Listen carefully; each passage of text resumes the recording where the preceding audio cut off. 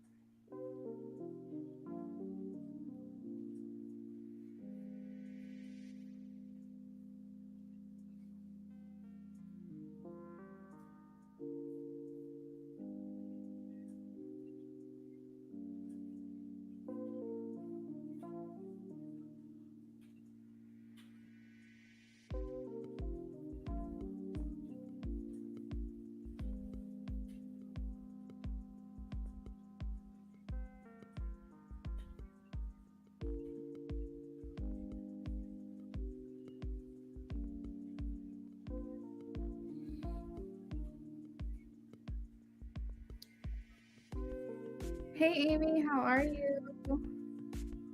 Okay, Amy, that sounds good. Hey Tara Lynn, how's it going?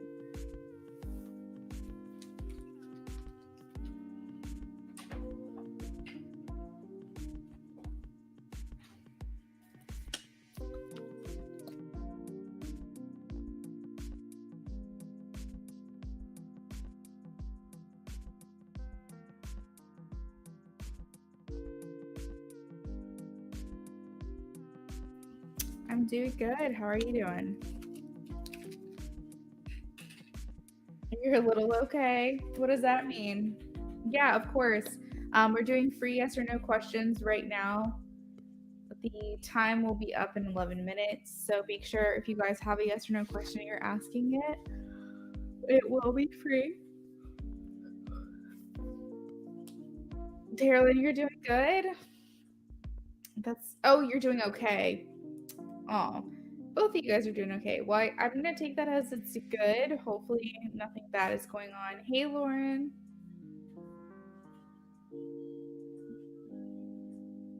Yeah, that makes sense. It's kind of a weird day. A lot of people might feel like it's like the weekend, but it's not. I know my fiance was going through that today, kept thinking it was Friday. Where I'm at, it's kind of rainy too. It's just a very bizarre day. I think it's also a full moon tonight.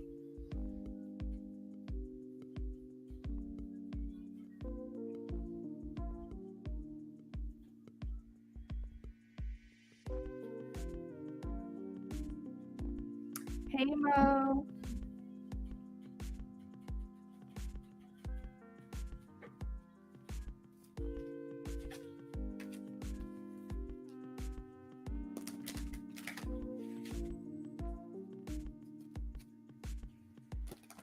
Yeah, emotions running high today. You could be feeling irritated easily. You could be feeling like you don't have the capacity to handle certain things before they set you off. Emotions run higher on the full moon.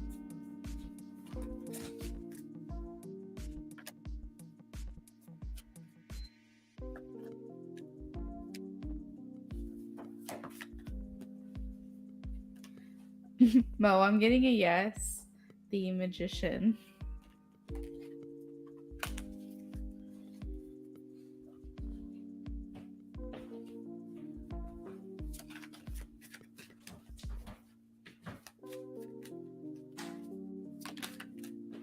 I am getting a yes, the strength card, Amy.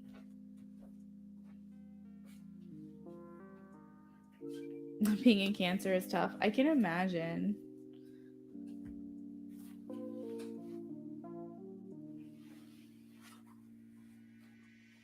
Yeah, it's an emotional one.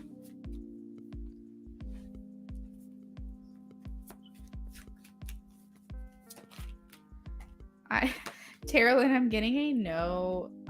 5 of Wands. It seems like it's gonna take a lot of arguing, or like disagreement or something. I don't know. It's like some tension there, it seems to, but it's almost like you have to fight for it. You're gonna have to fight for it. It's kind of what I'm getting.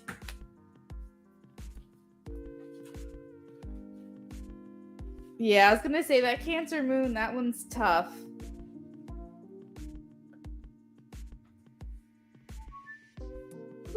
Thank you, Lauren, for following the rules.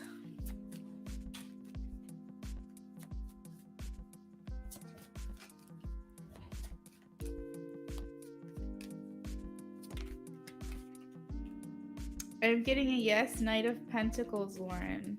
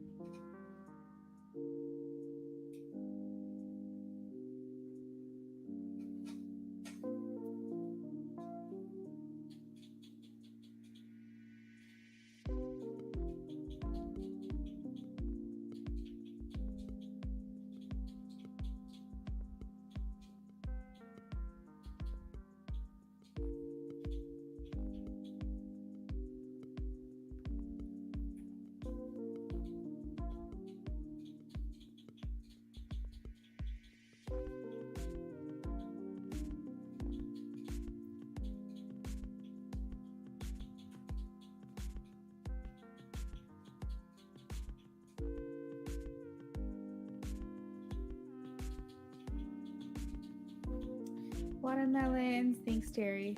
Well, just wanted to drop in and say hello, Luna. I don't have much on me right now, so I'll donate when I get paid. Yeah, you're totally fine, Amy. That's totally cool.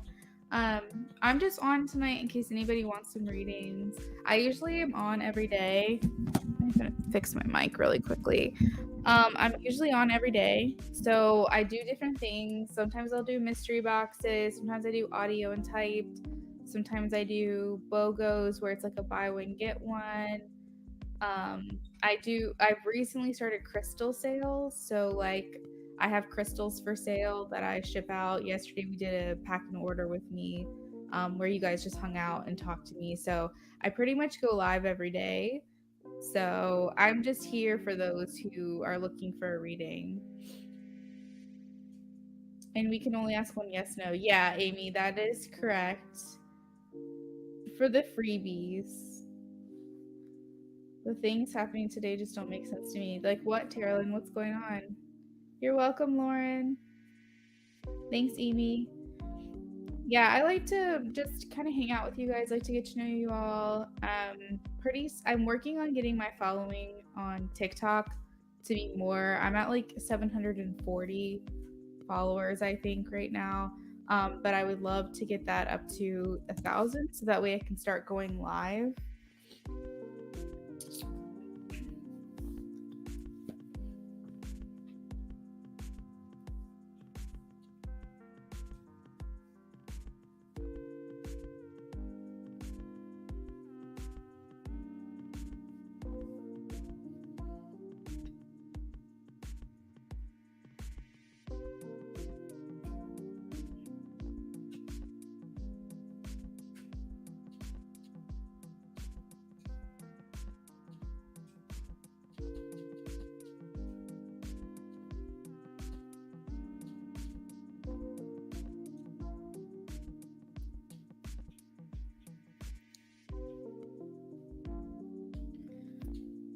Yeah, it's nicer to be able to have the combos. Yeah, for sure. Because like I view people here as like a part of my family. You know, you guys are a part of my community. I'll share stuff with you on my channel, about like my personal life, what we're up to, wedding planning. I posted actually the other night, after the live stream, I ended up getting like a last indulgent meal. So I posted about that. One time I had a cooking show where it wasn't like a show because it wasn't like a bunch of episodes or whatever, but it was more like a cook with me, and we just all kind of like talked and hung out while I made food. And yeah, I'm just trying like different things. Like readings is my number one passion. I love what I do, but I also feel like you guys are such a part of my life every single day that like I want to get more involved and do other fun things. Because some readers are just very dead, if that makes sense. Like there's no soul. Oh my gosh, in what they do. Yeah, I personally, I think because I'm a reader, I don't normally go to other readers. But I think it's just becoming very, I don't know if the word is convoluted. Like I don't know what I'm trying to say. It's like yeah, like complex, like concentrated. I feel like when I started out reading 4 years ago roughly, like yes, tarot was around, people did it, whatever, but I feel like it blew up. Like when I started doing it, it was not this heard of, and I still personally don't know anyone in my personal life that reads cards, but I just know that there's so many readers out there, and some people will like read directly from a guidebook, which is fine, especially if it's oracle cards. I don't judge, but tarot cards, I feel like you should know and you should want to do this and you should feel a passion to help. And I feel like some people just view it as like a trend, and that makes me kind of sad. That's not how I feel about it. You want to go to a wedding so bad? Thank you, Amy. That's so funny. We go to a wedding at least once a year, so weddings are fun, don't get me wrong. Love me a wedding. But I'm just excited. Oh, sorry, I'm excited for my own. And I will definitely be keeping you guys posted and up to date and everything, because I've already had some people gift us towards the wedding, and I feel like it's only fair, that if I can't invite everybody, that I can at least share what we're doing, things like that. Yeah, I actually, one of like a really good friend of mine, I actually read a deck of cards for her for the first time.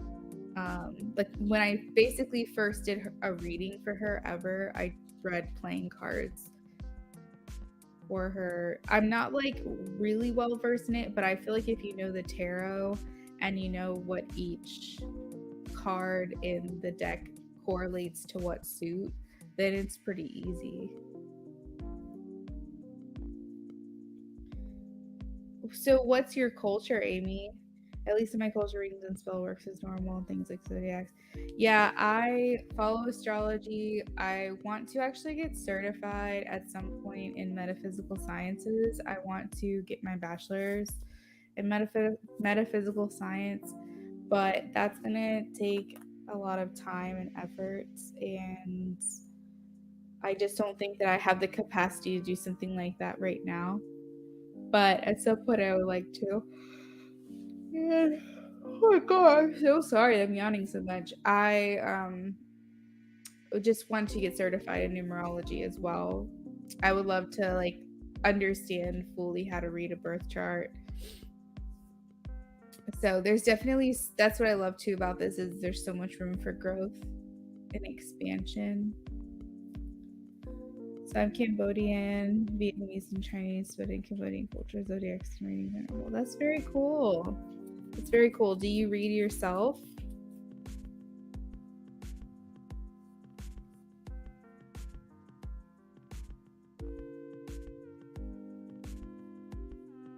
So guys, donations are open. I just want to let you guys know. We're doing, also there's a giveaway going on. So if you're interested in that, $75 reading up for grabs, check out my communities tab, because that'll have all the details there for you.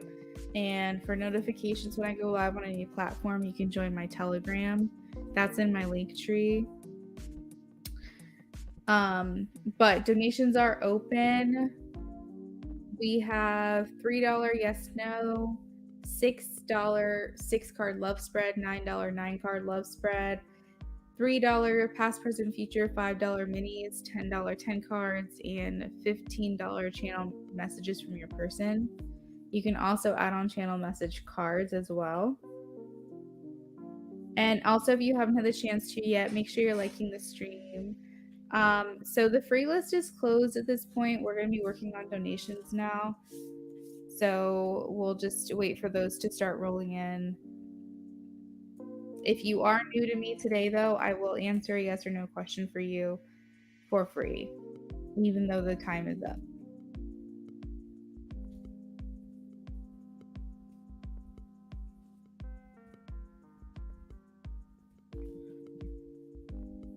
Hey, Vetus.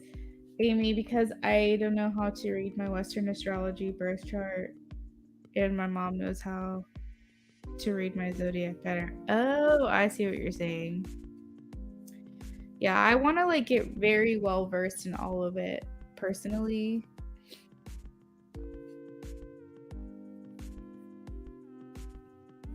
I am a Gemini myself, so I definitely want. I'm like a huge researcher. I like learning new things. If I'm like even remotely interested in it, I want to know everything about it. Vetus, did you get my email? I sent out your package today.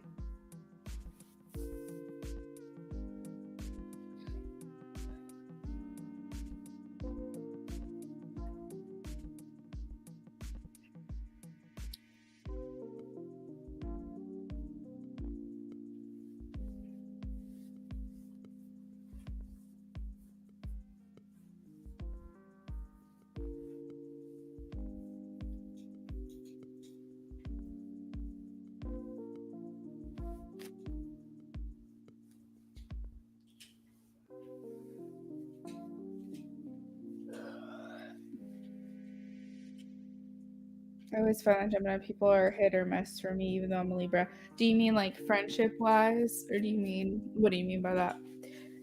Haven't checked my email. Okay, well, Vetus, all it was just me telling you that I sent your package out, and then I sent you a screenshot of the receipt.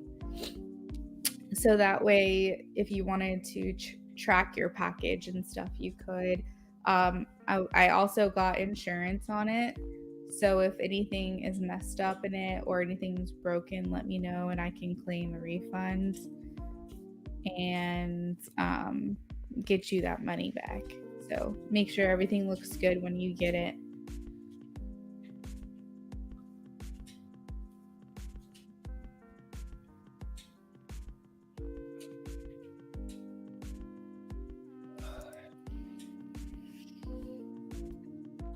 No, that's okay, Vetus.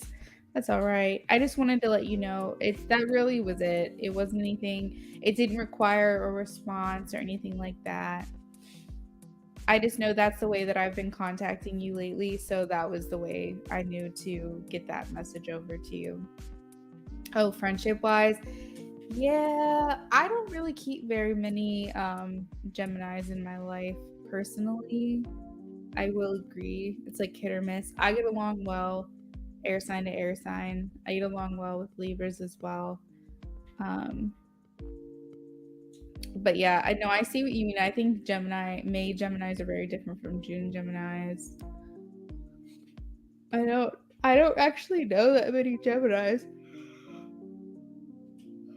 I have so many fire signs in my life. My nephew's a fire sign. 2 of my brothers are fire signs. My mom's a fire sign. My stepdad's a fire sign. My fiance is a fire sign. I surround myself with fire signs, I think.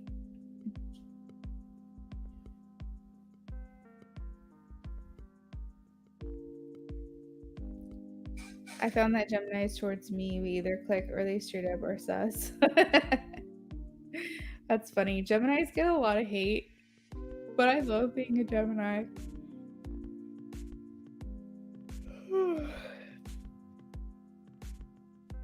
But I think I'm a more grounded Gemini because I have a Taurus moon. And then I think people are attracted to me even though I am a fire sign if they normally don't like fire signs. Or sorry, even if they don't normally like Geminis, they're still attracted to me because I'm a fire rising. So I have a lot of grounded, like, and attracting placements, if that makes sense. So I'm a different type of Gemini, I think.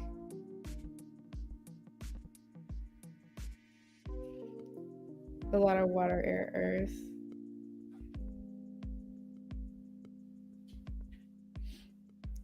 Besties have been Cancer, Virgos, Aquarius.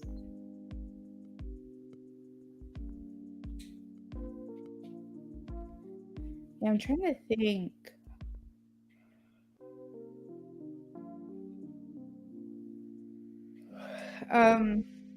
Yeah, I surround myself with a lot of earth signs too, but I think it's more like family. Like they were chosen for me versus me choosing. I'm very attracted to fire sign friendships and air sign friendships personally.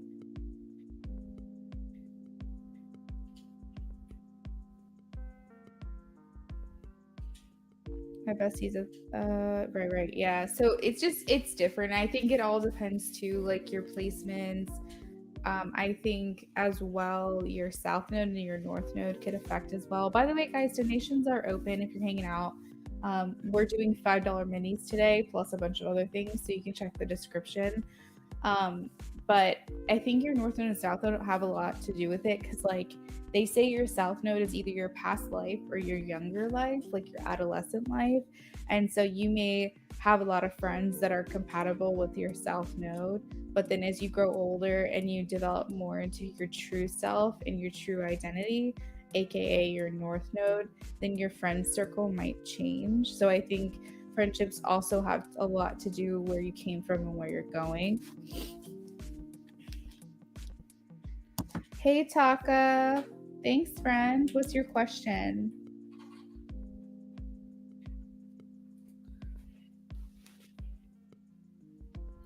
Water, moon, fire, rising.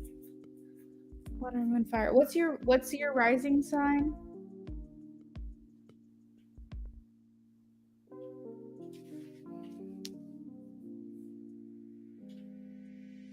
Are you a earth sign, sun sign? Amy? I'm trying to go back. I'm trying to remember what you said.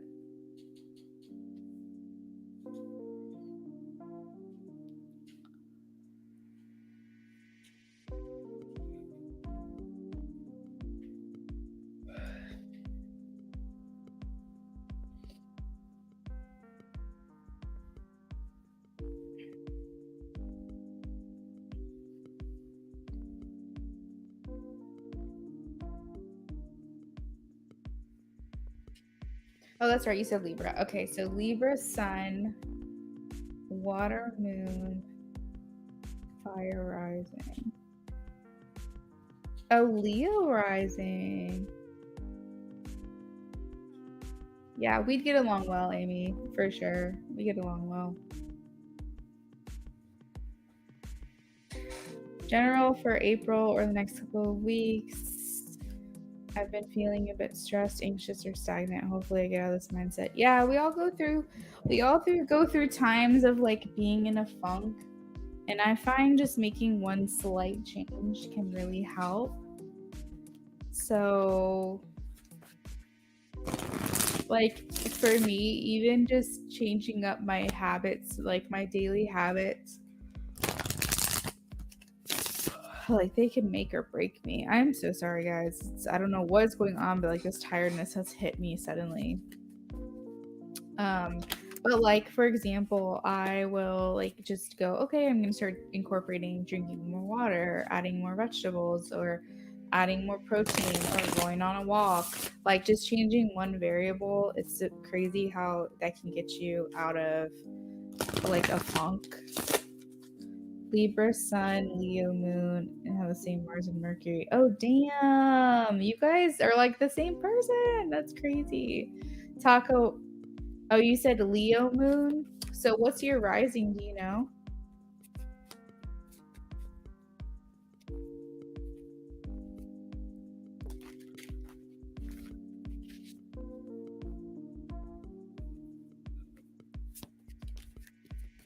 That's so funny.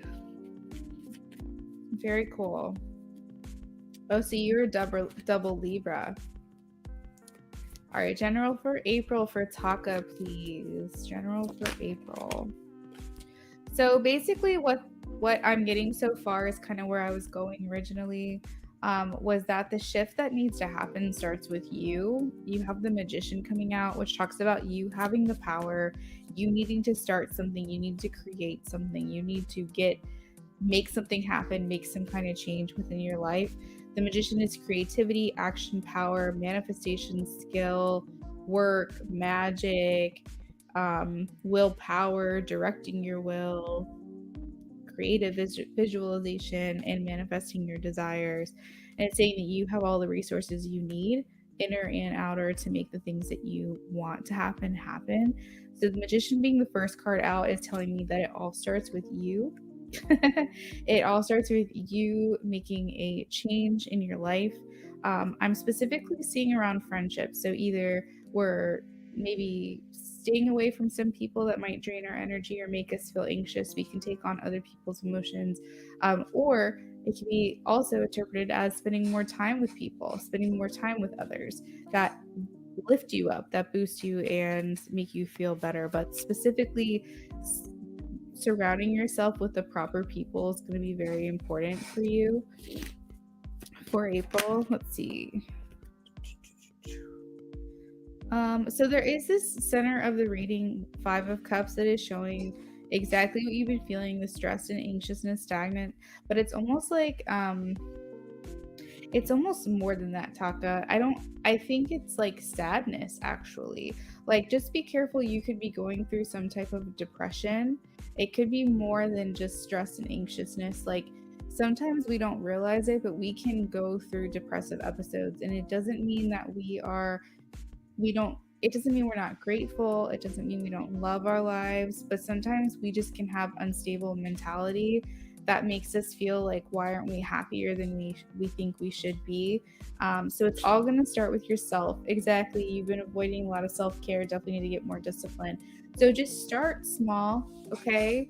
Don't do anything crazy right away. Start small, incorporating little things here and there. I think sometimes too, if we are feeling like sadness or even depression, it can seem very daunting to try to change our whole entire life at once, and then we lose that motivation. So one thing at a time. Okay, nothing crazy, nothing big. And then once you feel like you have that down, then you can move on to adding other things in.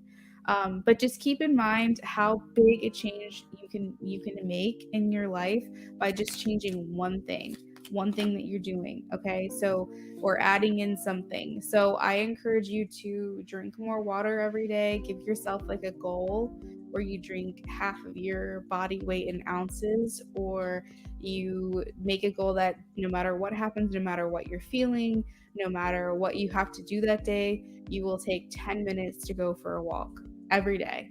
And if it's raining outside, you will instead read 10 pages of a book, or you will instead meditate for 10 minutes. But you will take 10 minutes a day to focus on yourself and focus on just for a minute, not all of the stress and all of the things that are around you that could be overwhelming you in that moment. Be a little bit more presence. Yes, stop avoiding.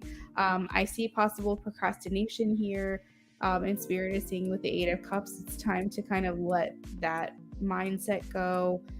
You could escape into things. Like, it's very possible that right now, through these feelings that you have, you will escape through other people's problems to kind of distract yourself from what's going on in your life. You might indulge in a lot more screen time, watching TV, or just general indulging because you're just trying to make yourself feel better for a short amount of time. But in the long run, that's not going to help your situation. So tackle things. And Taco, I was telling people last night on live stream that it's really important that you listen to your body, listen to your own inner knowings of what you need to be doing. If you need to rest, rest. If you feel like you need to eat something sweet, eat something sweet. But if you feel like you need more protein, eat more protein. Really listen to your body before you do anything and say, is this what my body needs right now? But the main thing in that is the infradian cycle. So if you're a woman who menstruates, you need to make sure that you're scheduling your time around your infradian schedule. So Google infradian schedule, but basically women have we don't have like a daily rhythm or cycle. We have a monthly rhythm and cycle. So men every single morning, for example, will feel ready to go right when they wake up, and they feel like they can accomplish and take on the world, and they feel that way every single day in the mornings. But women don't feel that way. We only feel that way maybe 3 or 4 days out of the month. So we have to really schedule our time according to where we are at in our cycle. So if you are really big at procrastinating, maybe the things that you know you have to do, schedule it in the time where you know you're going to be like more active or more in a problem solving mindset versus like a time where maybe your whole brain wants to shut off. Just very much get tapped back into your body is what I'm getting, because the Eight of Swords here is like you're feeling restricted or you're feeling like trapped in some way, and you're really just trying to get out. You're really trying to make this change to start to feel better. So be mindful of your own mental health and then just make like little changes. But I see like release. I do with the Eight of Cups. I see things getting better towards the end of the month.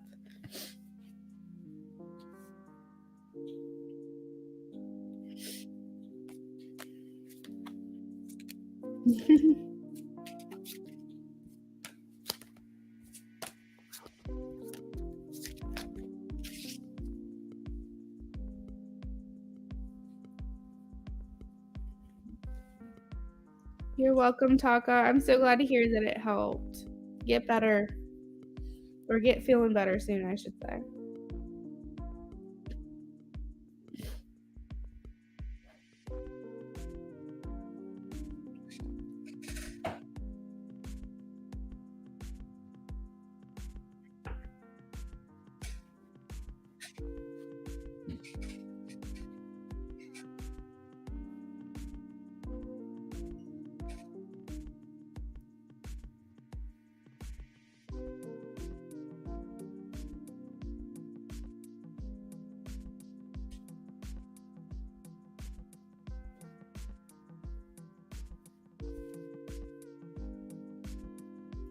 Hey, Amy, I just saw that you said you were going to head out. I'm sorry, I saw that a little late. But yeah, make sure you're eating. Make sure you're taking care of yourself. You guys have a nice evening.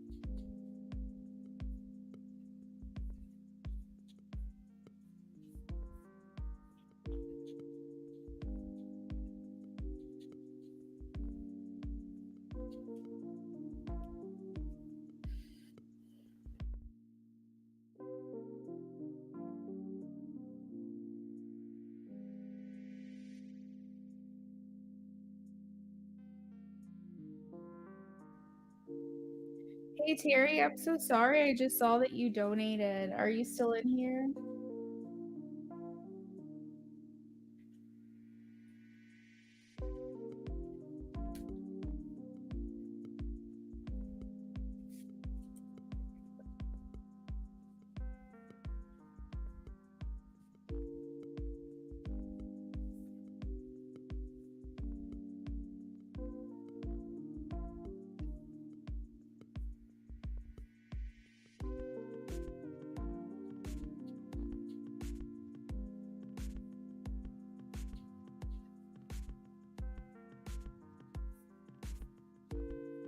Hey, girl, what can I do for you? I'm sorry. If you commented that you donated, I did not get it on my end, so I do apologize. What can I do for you?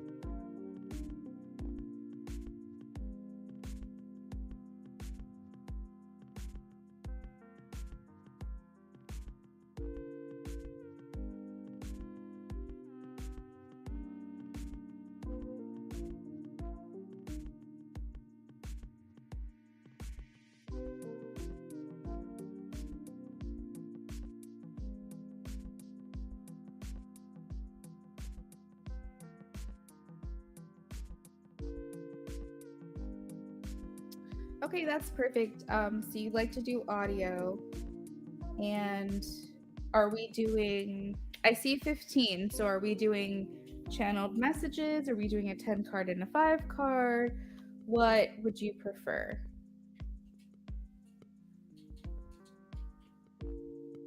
Oh, Vetus. So the water challenge.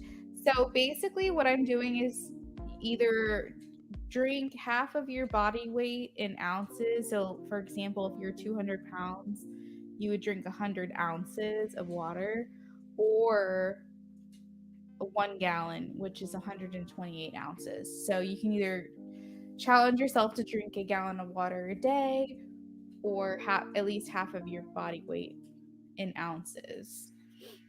And that's what I was talking about. But I'm doing something called the 75 soft, which is where you do that, but you also incorporate exercise every day, a healthy eating plan, and one workout per day.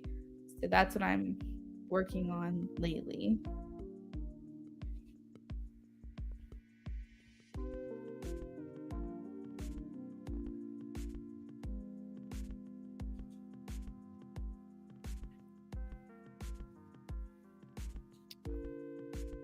Okay, so for the $5 mini, you like to do a general. So let's start with your $5 mini.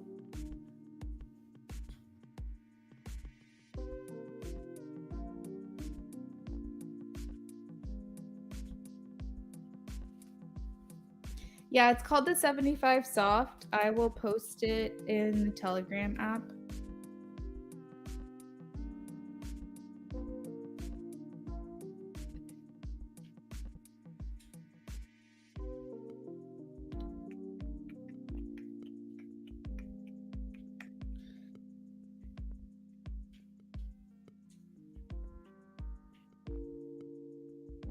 Oh wait, I think it's gonna try to send it blurry for some reason.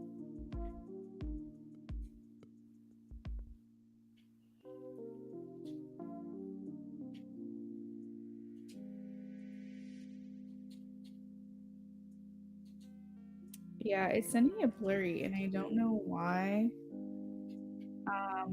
But you should still either way be able to read it.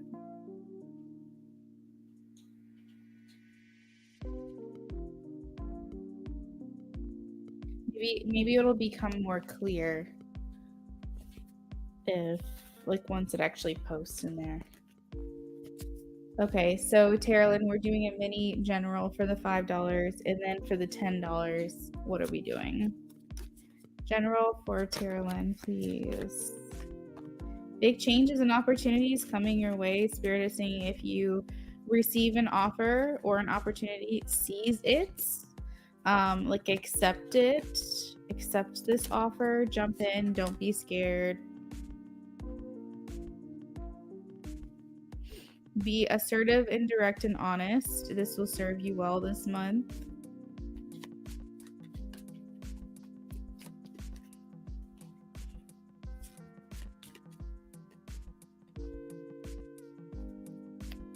It looks like this is a good time for you to get what you want as well.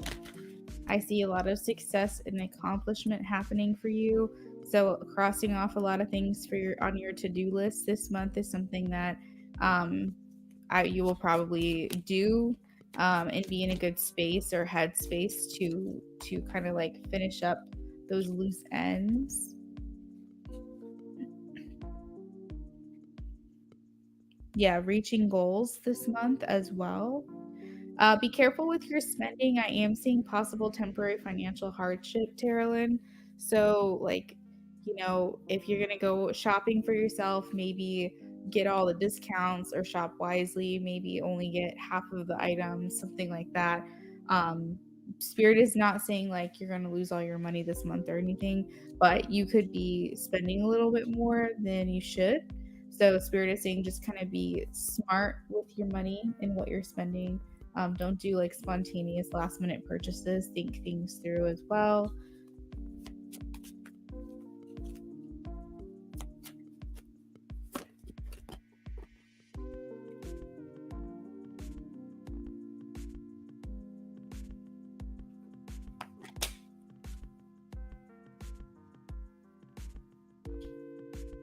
There's a lot of cards indicating happiness and self-confidence this month. And hard work paying off, like I said, reaching goals. So I think this would be like a really good time for you to, like I said, cross things off of your to-do list, clear away clutter, maybe even like clear out your closet, switch out, do this clothes rotation, start getting ready for spring, or whatever makes sense for your climate where you are.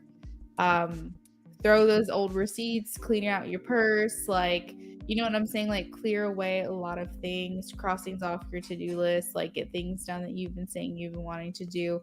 This is a really good energy because I feel like this is a really good time for you to achieve those things without things holding you back. And also I see like you reaching goals. So that's like the main thing. But the card here with big changes, I want to see what that's about. Why is big changes here? What is this in regards to? Big changes.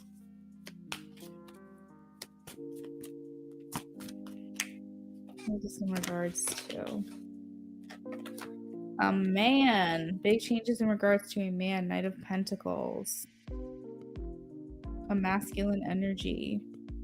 Big changes in regards to that. Remember when I said be direct and honest and assertive when it comes to this person? It's going to pay off if you do it that way.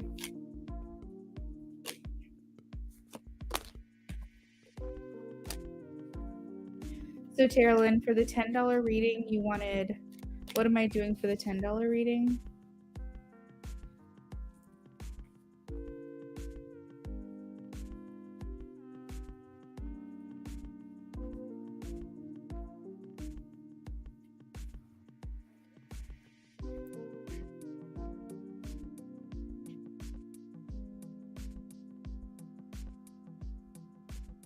Okay, Vetus, I don't know what happened and why it's not working, but I'm gonna send it to your email.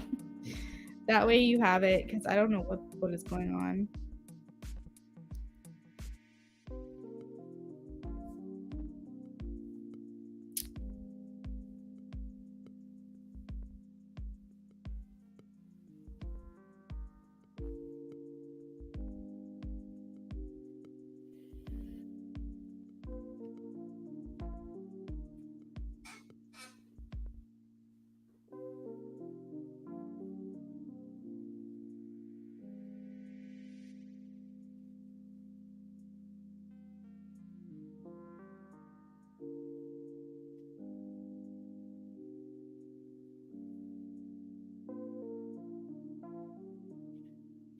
Michael's energy towards you. Okay.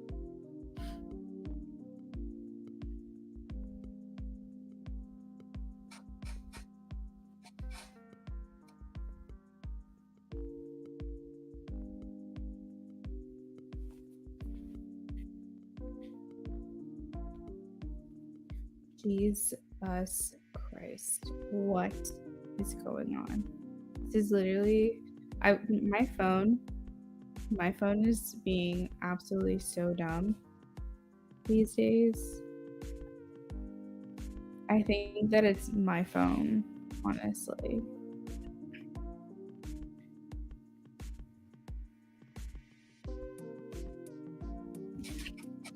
I'm gonna put it on the screen in a second. I'm gonna do Terralyn's second reading and then I'll put it on the screen so you can see it.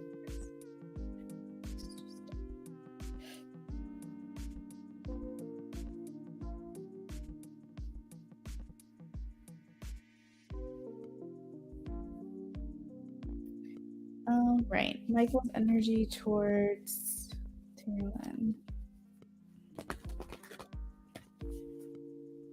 Michael's energy towards Terralyn, please.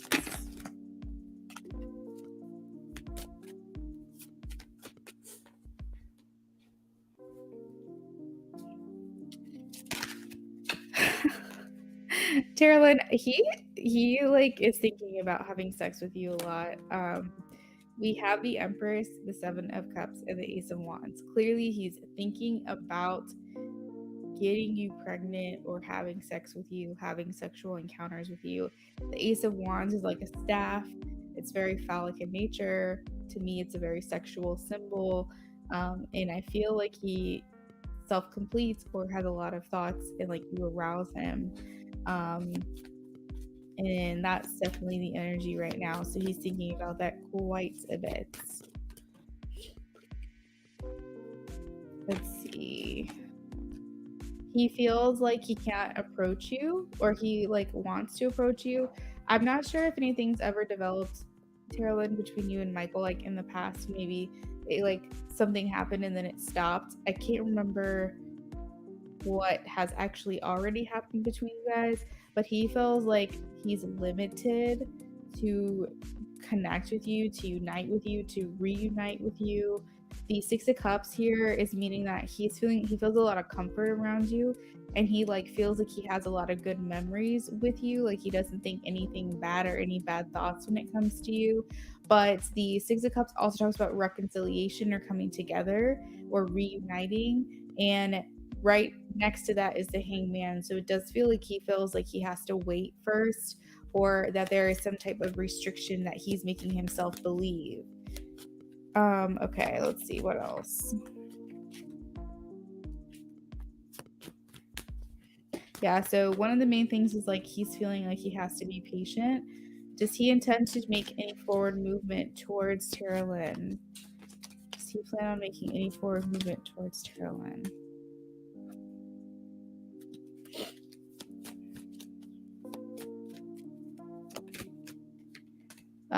Okay, and then will there be any change? So I'm getting yeses to both questions. There will be change, and there will be forward movement, and he does plan. His intentions are to approach you. But it's more like we're pausing right now, we're holding right now. So I think that that's kind of the energy you've been in for a while.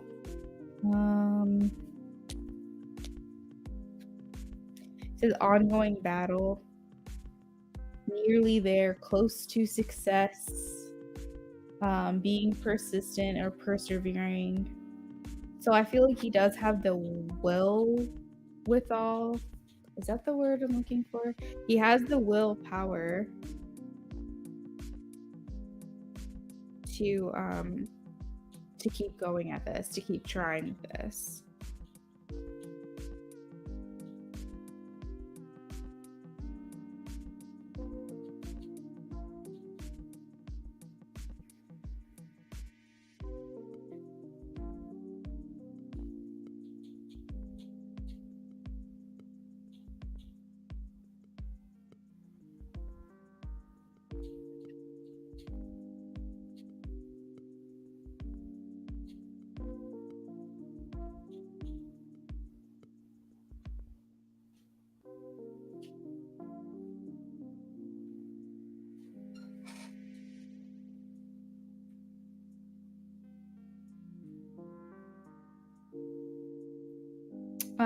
I see here with the judgment card as well. Sorry, I was scanning the cards again. I wanted to make sure I wasn't missing anything.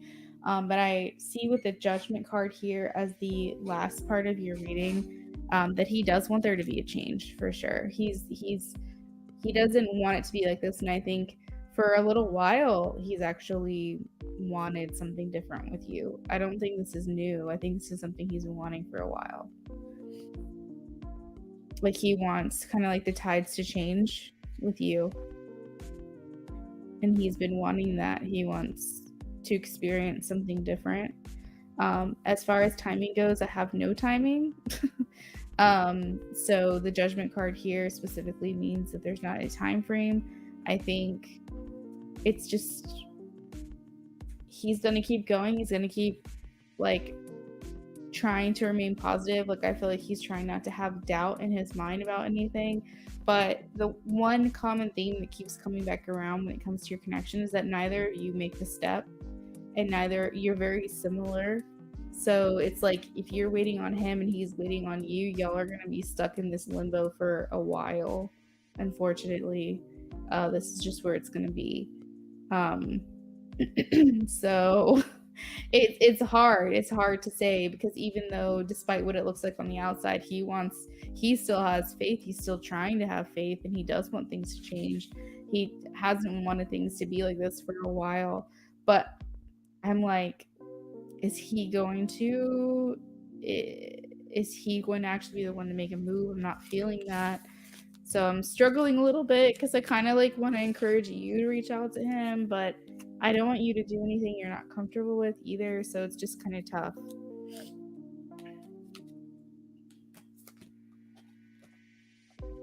You're welcome. All right, so Vetus, let me put this soft challenge on the screen. Share screen. Okay, so I just Googled it. All right, so you should be able to see, like, I'm trying to find the actual one that I used, but no, that's not it. I think this is it.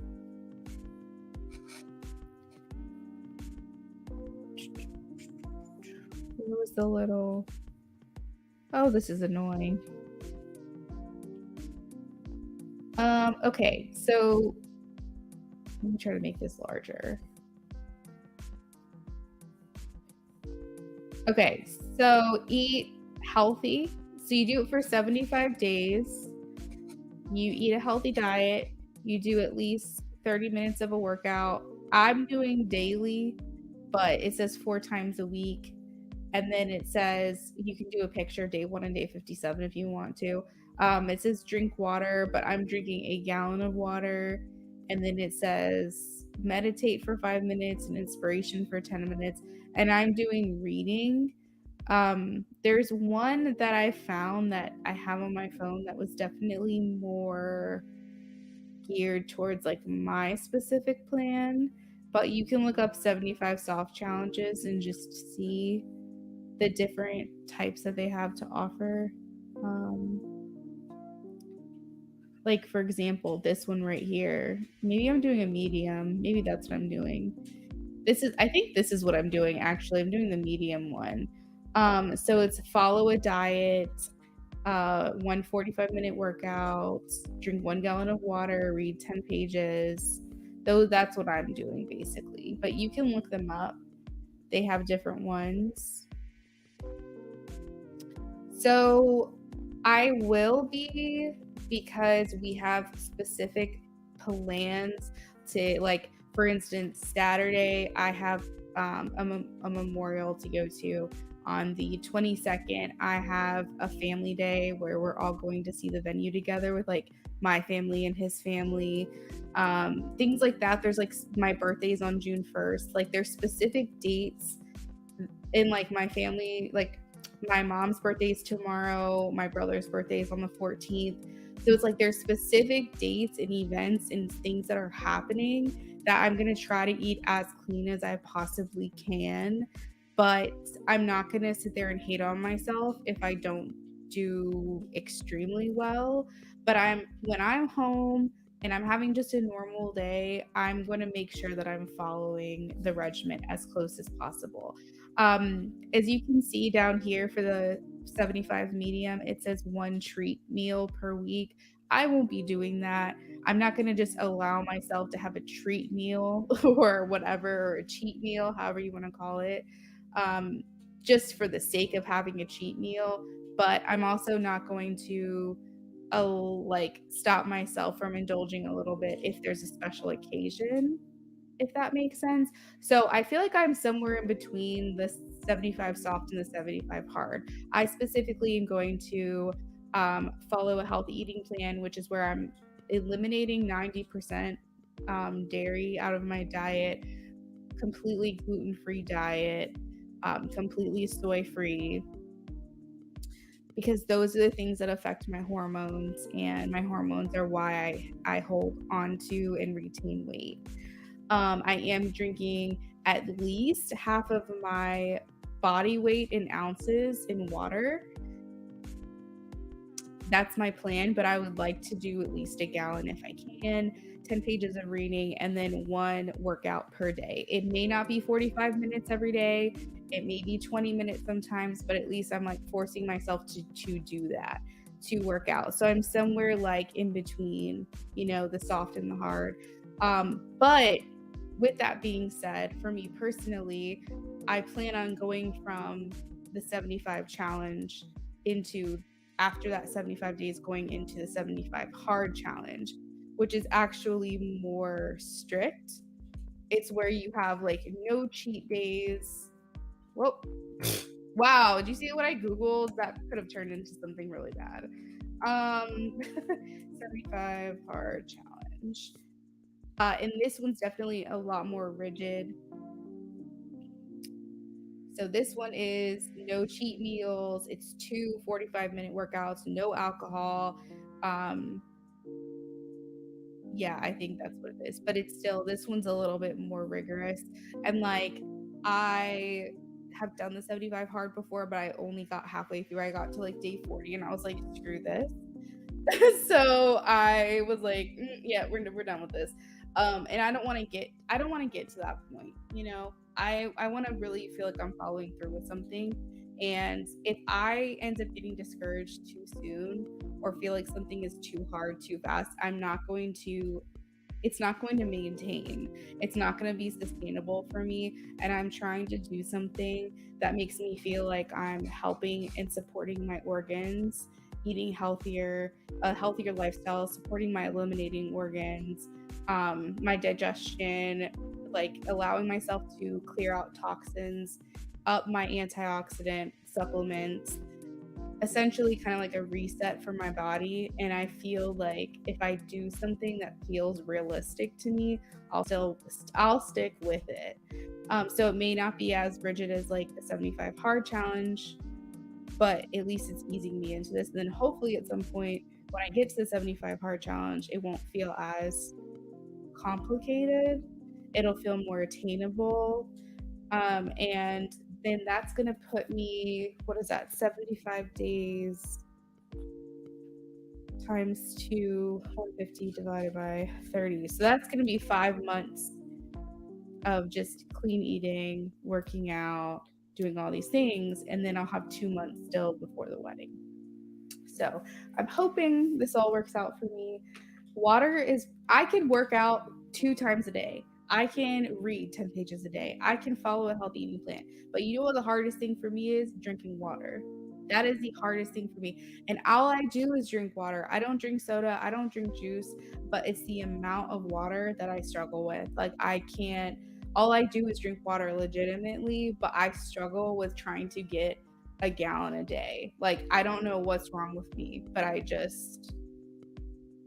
it's so hard for me to do that. Thanks, I speak.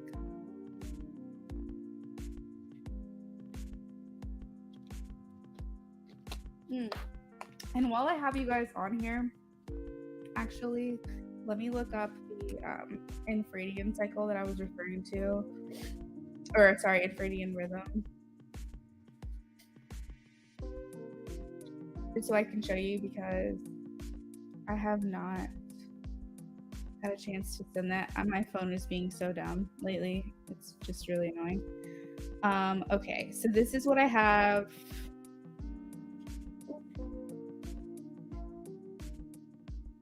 So as you can see, it's called cycle syncing. And let me push this off the screen. It shows you, like, basically you have to figure out where your menstrual cycle starts. So essentially you would do the menstrual phase starting day 1 of your menstrual cycle, and then it would last until the cycle is done, and then you'd immediately be in your follicular phase. So like a period tracker is really cool because it will tell you when your ovulatory phase is. But as far as I know, your ovulatory is 10 days after menstrual. So you basically would have to do the math. Like, for me, my menstrual cycle is every like 25, 26 days, which is annoying because it should be every 28. So I like have it more often than a typical person would. My sister is like clockwork every 28 days herself. So anyways, this is kind of like what I was going to send you guys so you can see that. What kind of water do I drink? I love Deer Park specifically, but since I drink so much water, I like probably at some point going to get a filtration system in my home to go underneath the sink and purify the water that's like running through our house, because we have this little hole that was drilled in our sink basin for like hand soap, but it's like basically a hole, and it would fit perfectly for a filtration system. And then that way I'd have my main faucet for like washing dishes and stuff, but then I'd have right next to it a separate spout for just clean water. It's something that I've considered, but the hardness of our water here, I'd have to get our water tested to see what would need to be eliminated from it to figure out what the best water system would be. So it'd be a lot of research, and then also money too. It's just so much easier to get like a pack of water that costs like $6. You know what I'm saying? But I hate being wasteful. I hate drinking out of plastic. Like at some point our goal is to get a purified like water treatment system in our house. It is spring water. Yes. In the past, I didn't like water mostly because of the taste.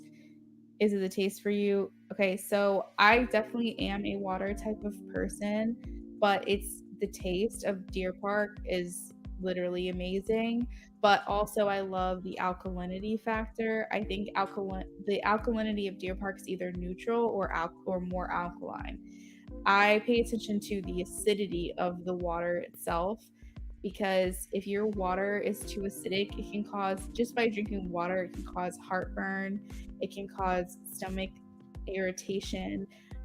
It can cause, if something is too acidic, it can actually, unfortunately, make your body more prone to getting cancer. So alkalinity is really important to me when it comes to water. And Deer Park is like either neutral or more alkaline, but also the taste of Deer Park. Hey, Spiritually Gina, yes, the list is open. We were just gabbing, but yeah, it is open. Yes, ma'am. Beautiful love. Sorry I can't hear. I just donated for a yes or no. Okay. Let's see. Spiritually Gina, I actually thought about you the other day. It was like maybe 3 days ago. I was wondering how you've been.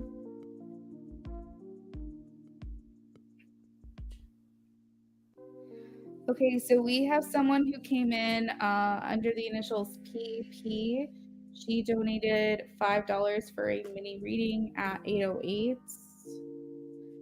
And then we have, yeah, I speak, but interesting. Wow. It's very, just consider me like the person that knows everything about health and wellness.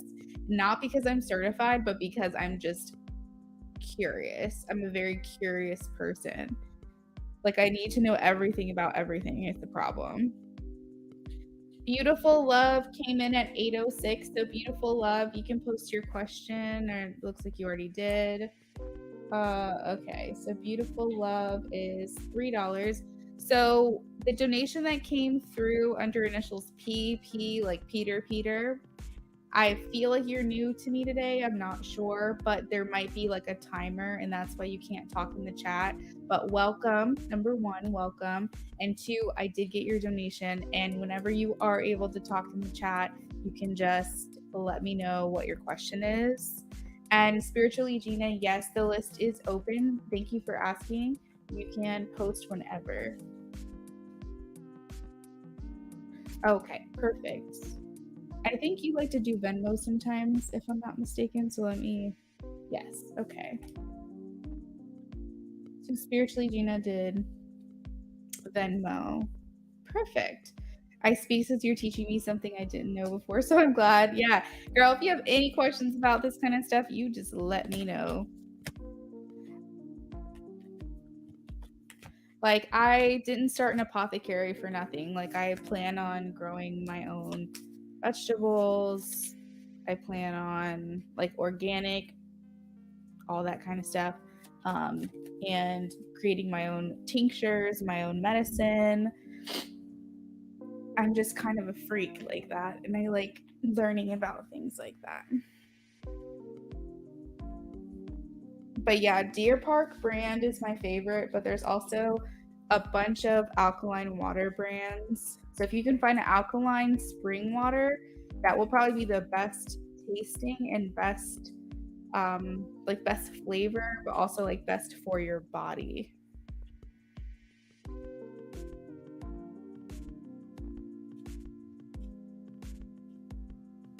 I personally like the taste of spring water the best. Yeah.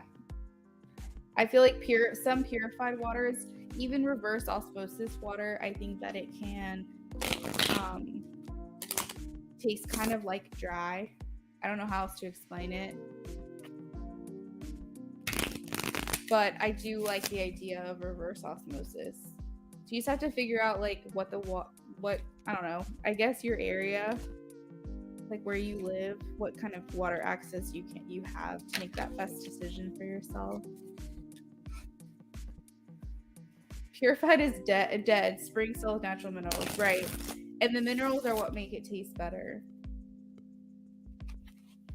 So spiritually, Gina, I have you on the list as well. I'm shuffling for Beautiful Love right now, but let me go ahead and post the list so that way you guys know exactly where you are.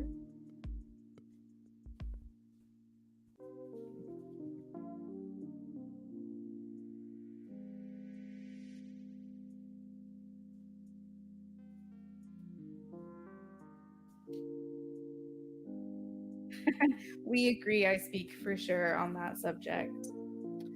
I would like to know if the hospital will still be calling me for an interview, even if I don't give the manager a client about the job. Please show me a yes or a no for Beautiful Love. I am getting a no. I feel like they're really encouraging you to reach out. I just got a yes to that. So essentially, there will be breakthroughs in communication and it will work out in your favor. The Ace of Swords is here, which talks about victory, success, and like having more information or gaining more information. So I feel like it's important that you do communicate. The swords are all about communication as well. So to ask that question, will they reach out to you without you reaching out to them? I'm getting a no. So I feel like this is a unlikely that's going to happen. It's important that you contact them. Tomorrow will be the 9th day, not unless if they're going to base in 9 business days, then it'll be this coming Tuesday. Yeah, but still, that's a long time to wait around, though, Beautiful Love. I feel like you need to gain more information on this. It's important that you reach out to them.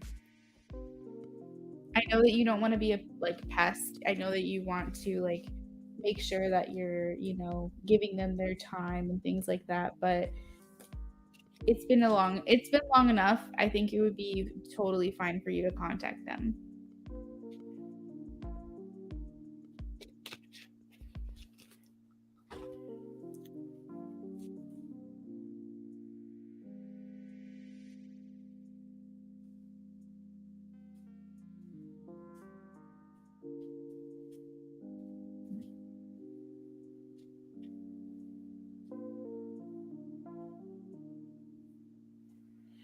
All right, so donation that came through PayPal, you can post your question whenever you're ready.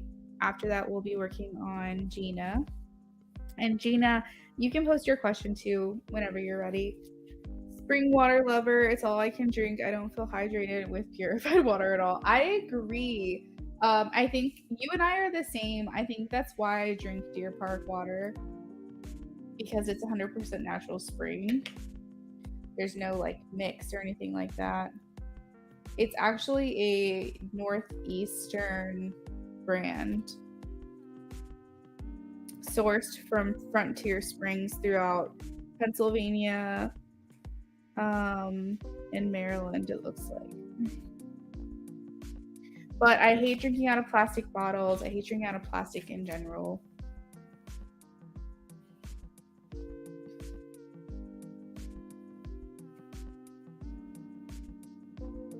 Spiritually, Gina donated for 2 minis.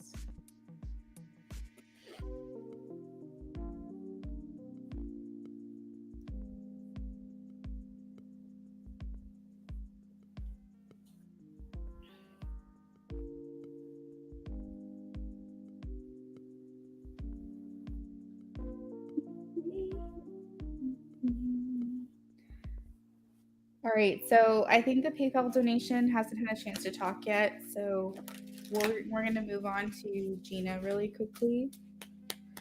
I'll call the manager tomorrow. Then thank you so much. You're welcome, beautiful love. You're welcome. Good luck with all that. How can I continue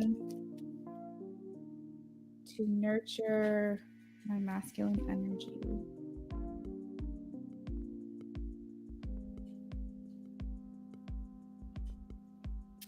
So spiritually, Gina, masculine energies are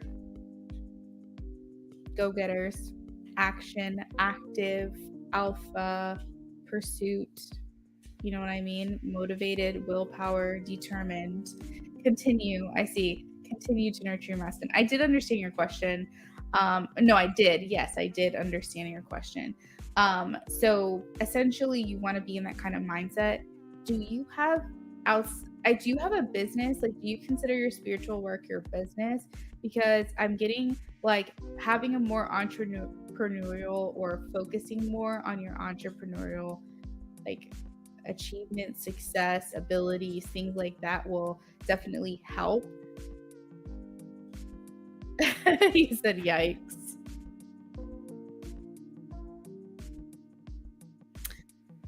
You have like the Midas touch, the Midas miser. It's like being more of a go-getter when it comes to your business, being more of like that CEO. So that's what I was wondering, do you have a business? Do you consider your spiritual work your business, or are you working towards another project or another business? Because if there's something that's been on your heart, if you haven't already gotten it going, getting it going, taking any type of action towards this.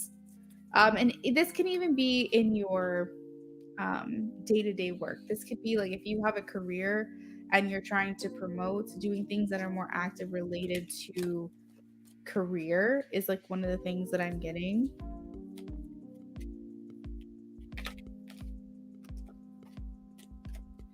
How can she continue to nurture her masculine energy, please? Okay, so interesting. You have alchemist. So alchemist is like the magician, right? It's creative. It's essentially asserting your power.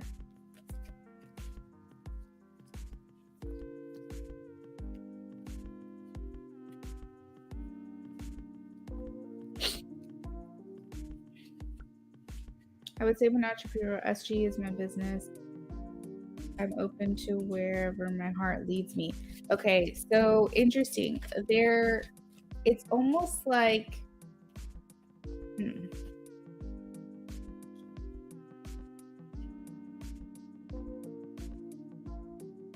I definitely think that's good, but when you make the phrase like I'm open to wherever my heart leads me, that is you catering to your feminine side.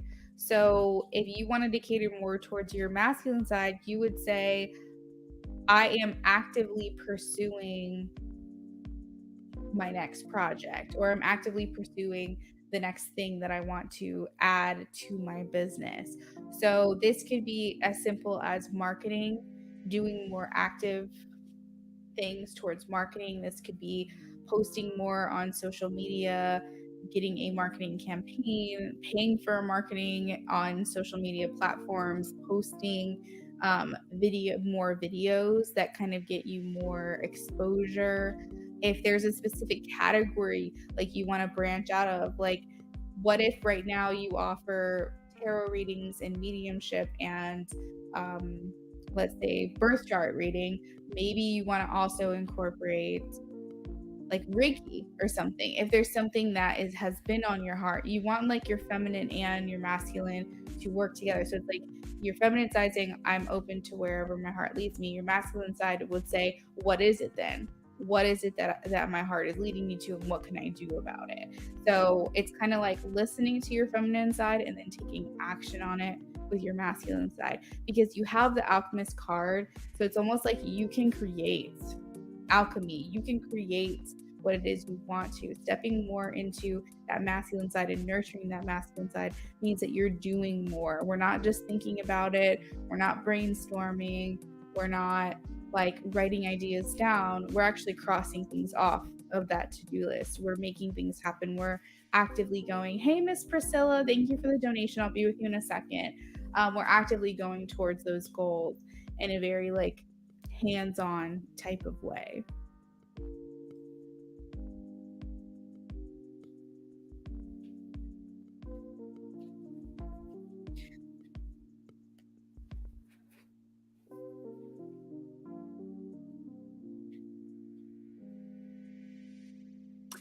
Just something else that doesn't have to do with your business at all. Um, and again, these things that I said in regard to your business, like there's things that you want to do. Now, what are you going to do about them? That could be day to day. It could be like you could have in your mind, your feminine side could say, I really like to redo this bedroom. I really like to add some paint here. And I really would like to put some shelves on the wall.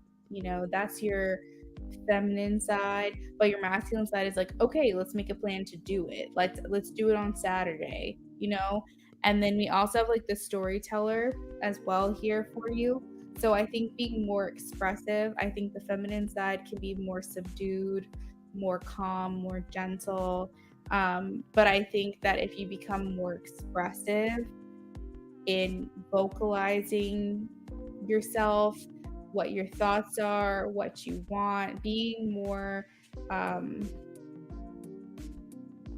just being more expressive, I think would also help you nurture your masculinity. Being more extroverted.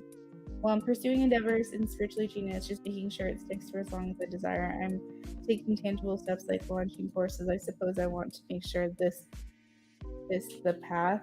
I mean, I think that's perfect because, see, here's the thing, you ask such like profound, amazing, like the questions that you ask are rooted in such like depth and understanding and complexities, and I can tell you're always trying to achieve better and more and be a better version of yourself, and you're trying to ask like the real questions, and you always do that.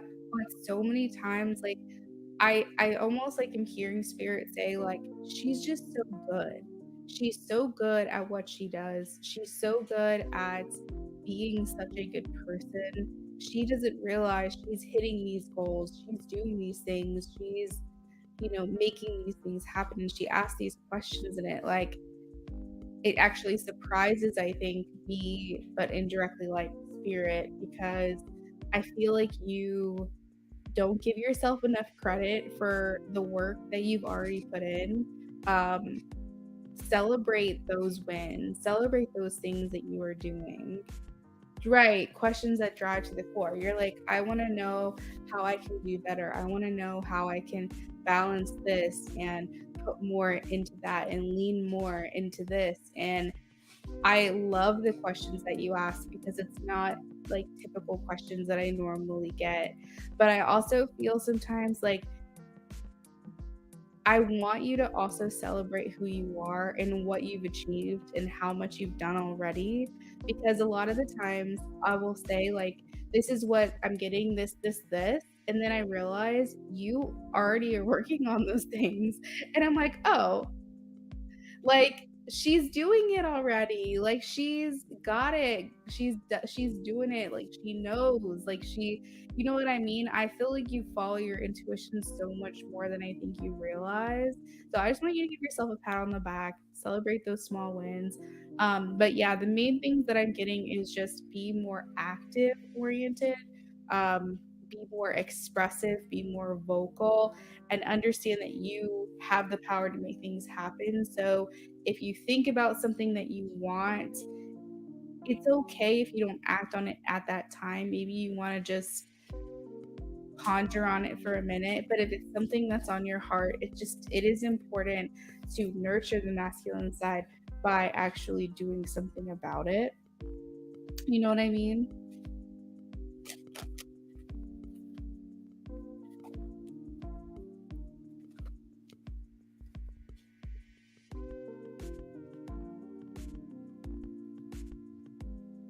And also using what you know and using your experiences and using your insight through your readings um, for the greater good would actually nurture your masculinity because in a very like balanced way. Because I think a lot of times our masculinity can abuse the power, you know what I mean? And we can take advantage of things. And I'm getting like, it's important that you use it for the right reasons.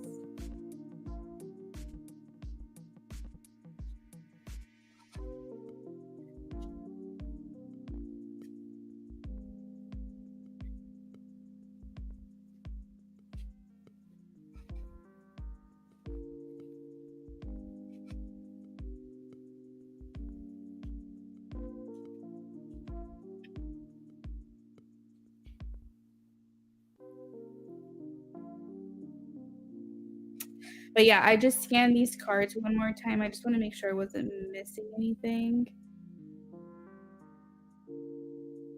Um,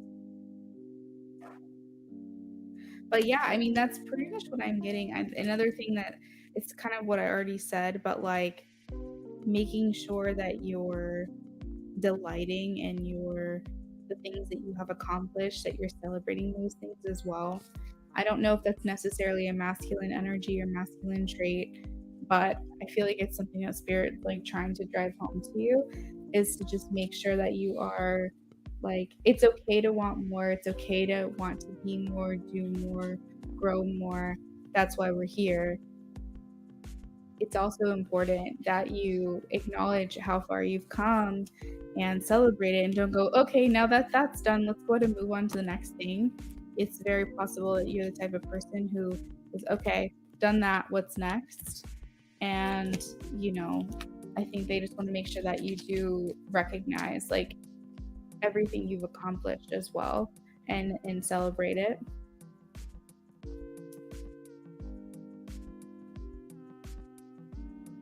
All right. So, spiritually, Gina, I think you said you had a second question for me, right?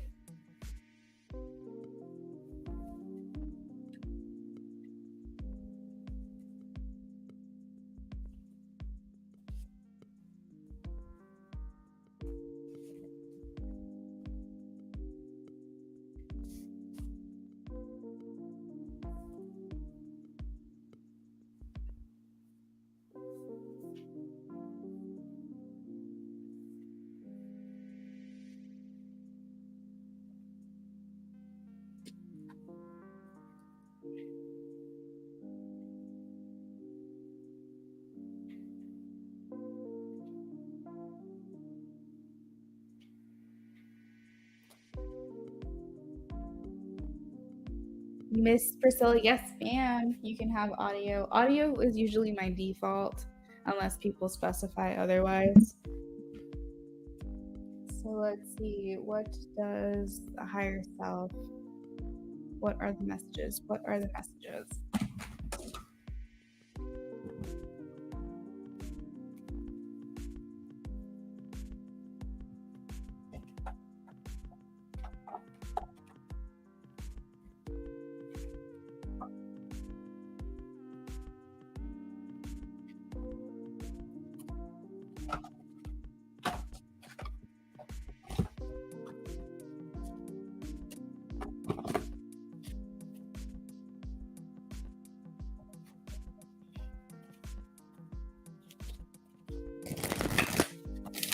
What are the messages higher self has for spiritually Gina at this time on this full moon tonight?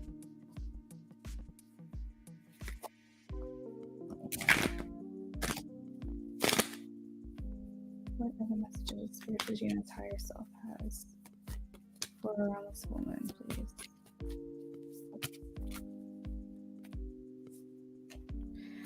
Okay, so the first card we have, it's time to take action, which is making me laugh so hard because this is literally what I was saying in the last reading.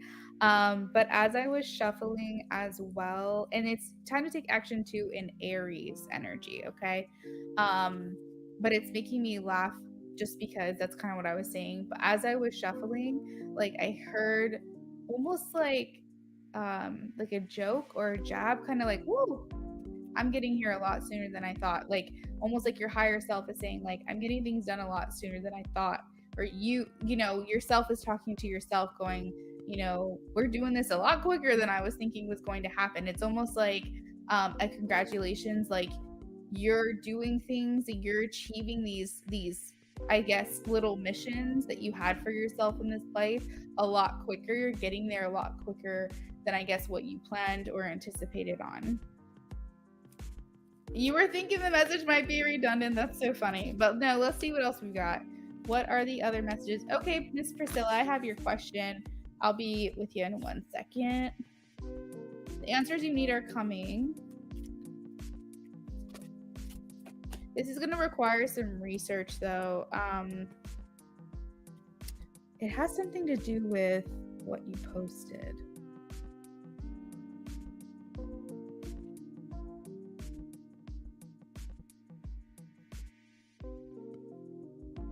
Oh my God, that's what it is. I didn't read that full message. So you say you're taking tangible steps like launching courses. That's so crazy. I actually was planning on doing that myself as well. But it's going to take like a lot of research and planning is kind of what I'm getting. The little missions. Answers you need are coming, but it's coming through research. It's coming through planning.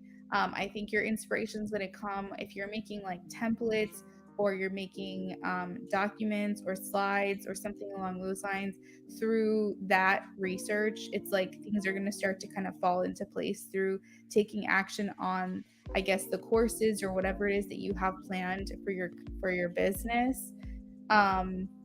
Let's see. Be more confident in yourself, because I feel like it's possible that you don't.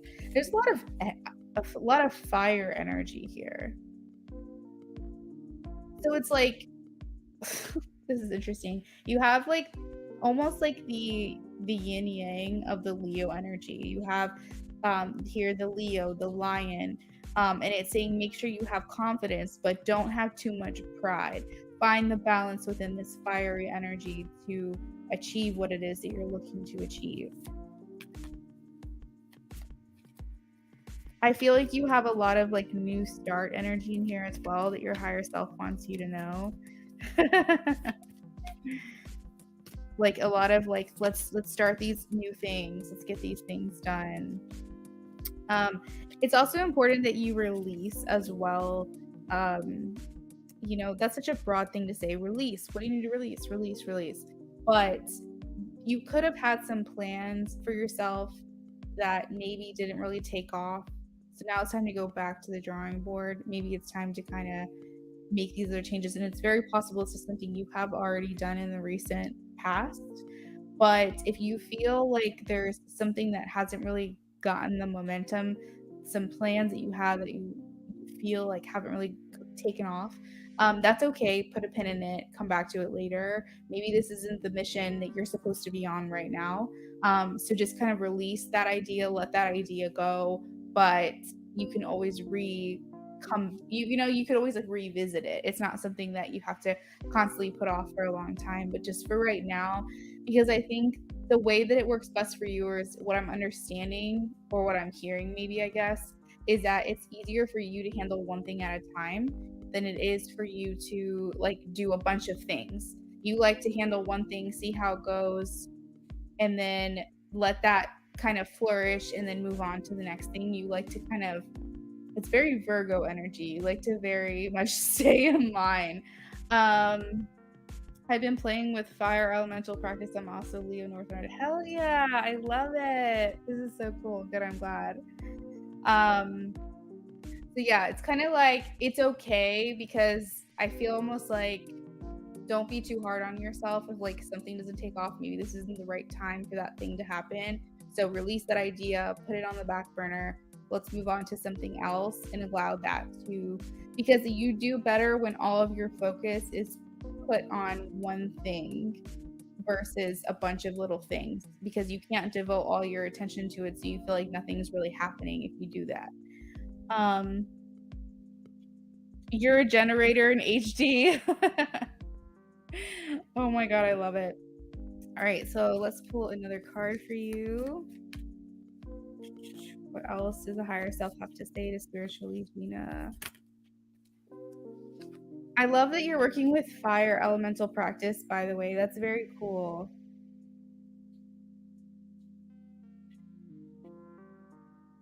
We're meant to do one thing versus many, basically. Yes. And like collectively over time, it'll be many, but it's just not many at one time.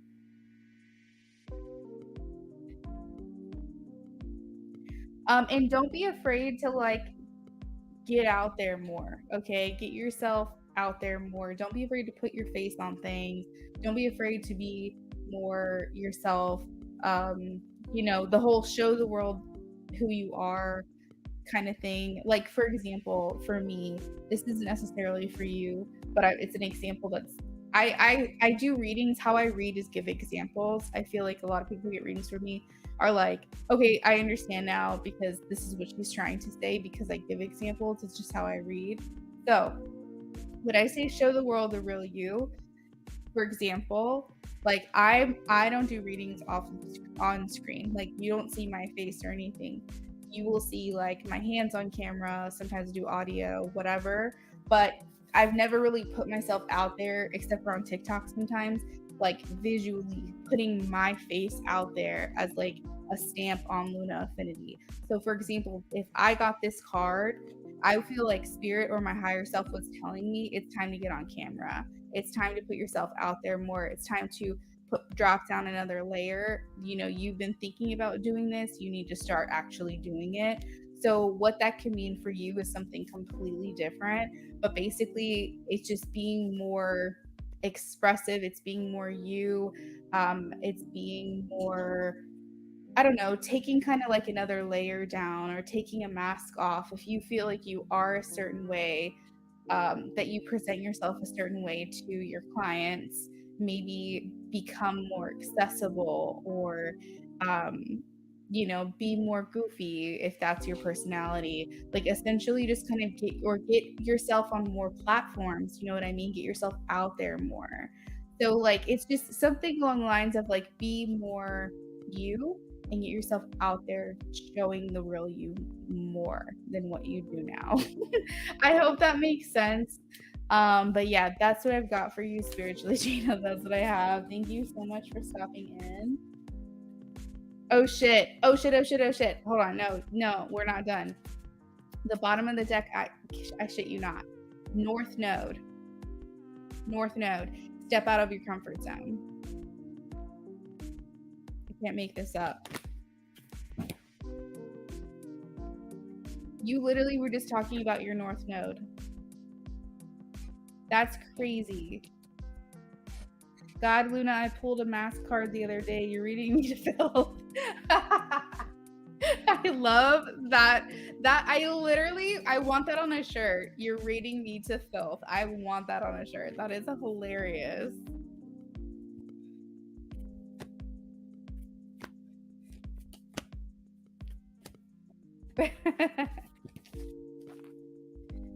Oh my gosh, that's so good. That's too good.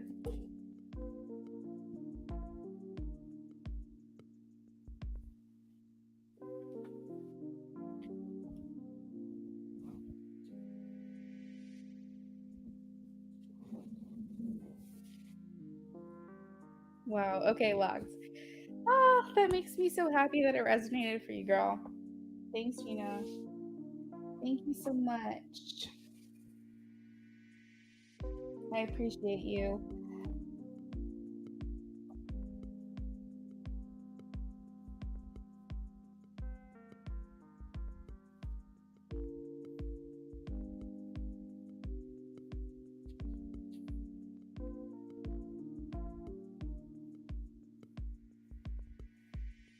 Love. Thank you. Have a lovely night. You too, girl. You too. All right. So Miss Priscilla. Miss Priscilla wanted a mini reading. My question is, what does Seth think / feel about me? Okay, so Seth. Hold on a second. Seth, okay. I'm seeing like I don't know why I'm seeing like dirty blonde or brown hair for some reason. Right? Picture that name for some reason. What does Seth think / feel about me?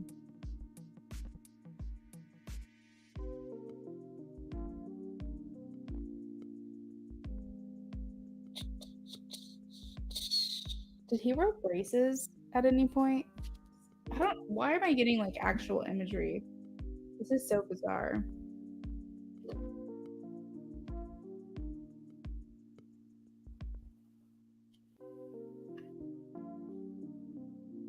Dirty blonde hair, okay. Okay, so what does Seth feel about me? We met at a gym. We were just in small talk, okay, but you can tell something is there. Dirty blonde, okay, got it. All right, cool. I just was like wanting to channel his energy a little bit. Okay.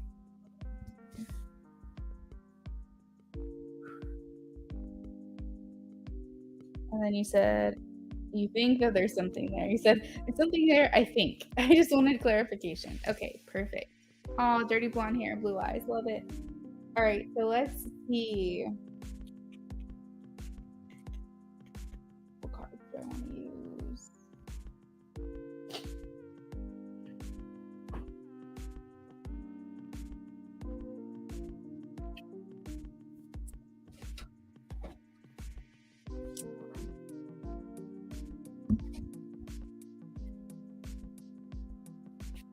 Ooh.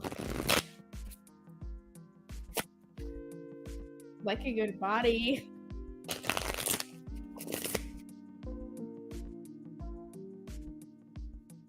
Like athletic, but kind of toned. Like, would you? I don't know why I'm not picking up like super buff though. Like maybe big arms, but is he like super buff? I don't know why I'm not picking that up. I'm picking up more like really toned, maybe medium build, but I'm not picturing like a completely yoked out dude that's like 10 feet wide or anything like that. You usually like dad bods. That's so cute. What does Seth think of Miss Priscilla? He's lean. Yeah. That's okay. Okay, that's what I thought. What does Seth think and feel about Miss Priscilla? What does Seth think about Miss Priscilla? Mo is back in just in time. Luna, you are engaged. Ooh, nothing. Mo, what does that mean? What does that mean?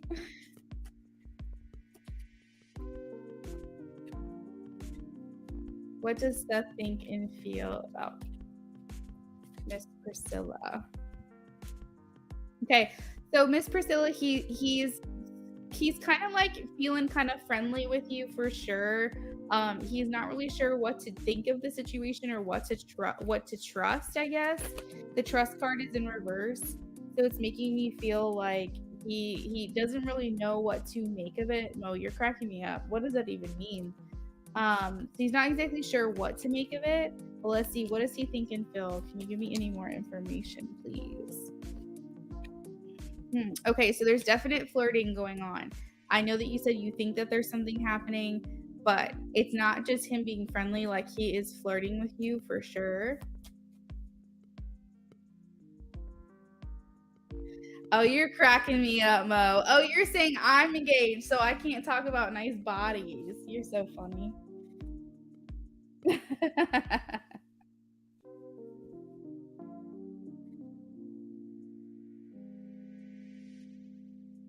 Yeah, so you're thinking the same about him. I got you. No, nothing's ever gonna change. I got a Viking over here, okay? I'm engaged to a literally Scandinavian man, so I got the jackpot.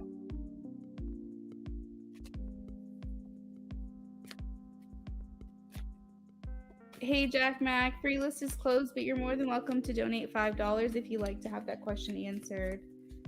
What does Seth think and feel about Miss Priscilla? Definitely flirty, so I want you to know it's It's mutual. He is flirting back with you. There is chemistry here.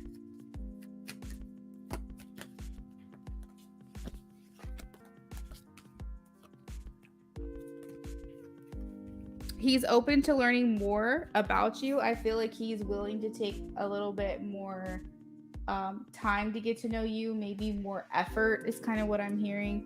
There's a specific deck I'm looking for to use and I cannot find it. So bear with me here for a second. I don't know where my deck went.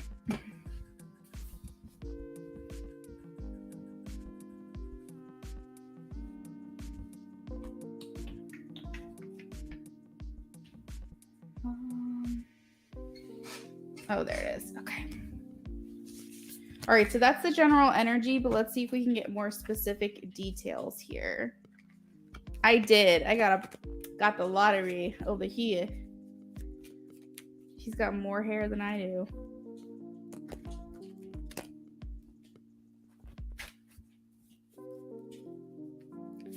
What does Seth think about Miss Priscilla?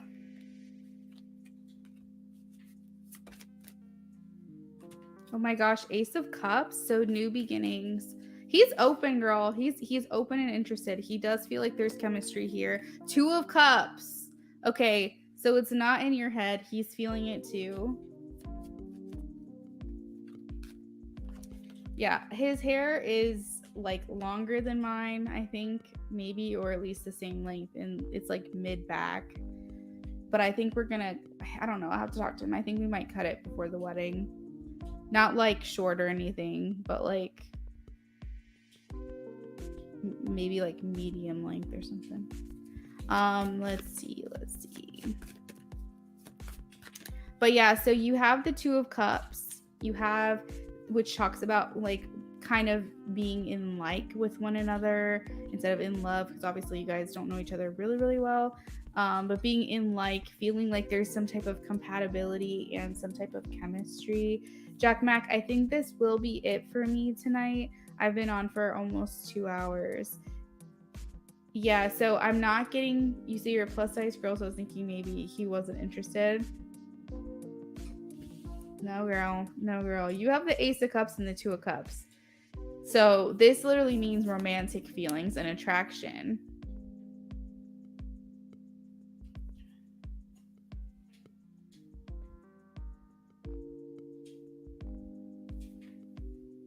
Keep in mind, guys, I think it's hard for us because we've been conditioned to believe that it's all about appearance, but it's all about energy. If you have a good energy about you, that's what people are attracted to. Okay? Because trust and believe, I have seen some absolutely stunning women and men and whatever else. And I have got to say, if they have no life about them, if there's no vitality, if there's no passion, and it almost is like they're a robot, they're not attractive to me.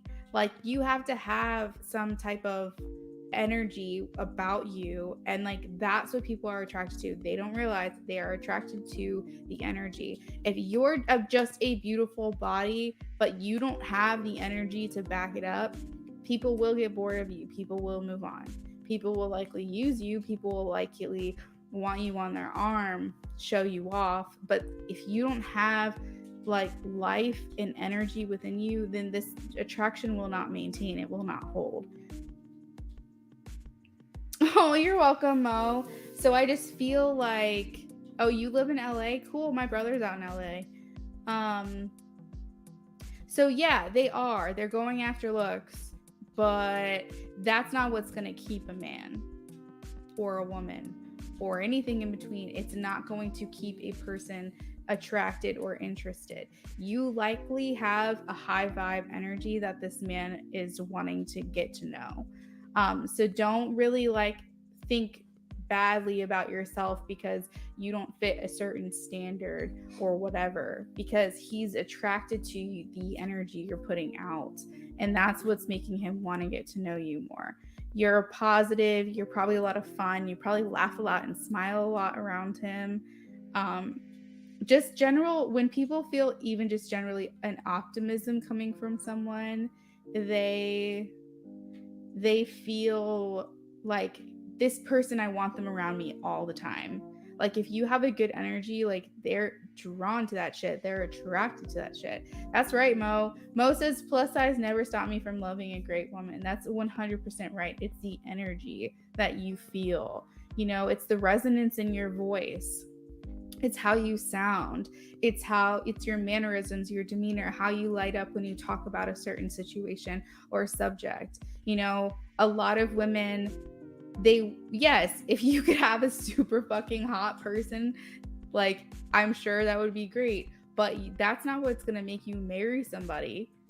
Not that alone, you know, not truly. That's not what's going to make you attractive to someone. It's never about the looks, it's never about the person. You could have like what society would think is a 10 out of a 10, that person would get cheated on. But someone who society would think is maybe like a 6 or a 7 out of a 10, not get cheated on at all, because they have a specific type of personality and that people are drawn to, that people can't get enough of, that people crave.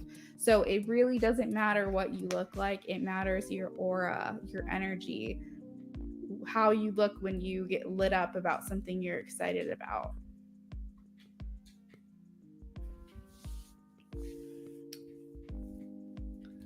Yeah, don't ask why he would be interested, for sure. Mo's trying to date up in here. I need to get a dating show going for Mo.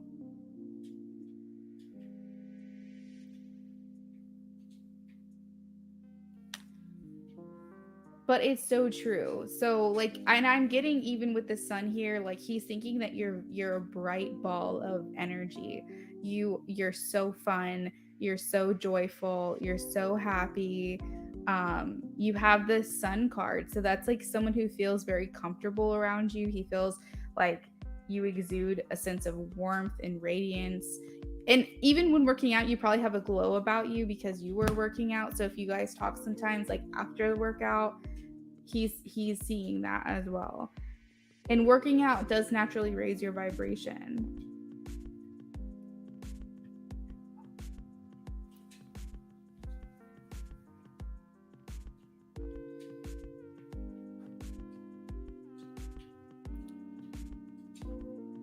See, that's what it is. You make yourself confident in front of him. Okay, but that's your natural confidence too. Like you might notice that you're making yourself feel more confident around him, but that is who you are though. You know what I mean? You can't fake confidence.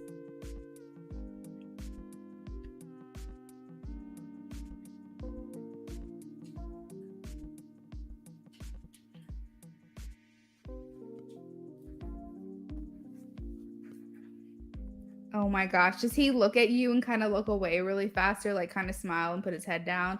Like I'm telling you. And also, Miss Priscilla, something else very cool is that there is actually like an unspoken body language that it shows that someone is interested in you. The way that they stand, their posture, what they do when they're in your presence. Are they like standing and facing you? Are they stretching a lot? Are they trying to make themselves, like especially men, are they trying to make themselves look like bigger and more buff? And you know what I mean? Like, are they doing certain things? There's actually a girl that I was talking about. She's on Instagram and TikTok, and she is like, I think she's like a certified body language reader. I don't know what you call that, but essentially she it tells like different ways that you could find out if someone's interested in you just by the way that they act around you. And it's actually really cool. I'm trying to remember what her name is. Do you have TikTok or Instagram?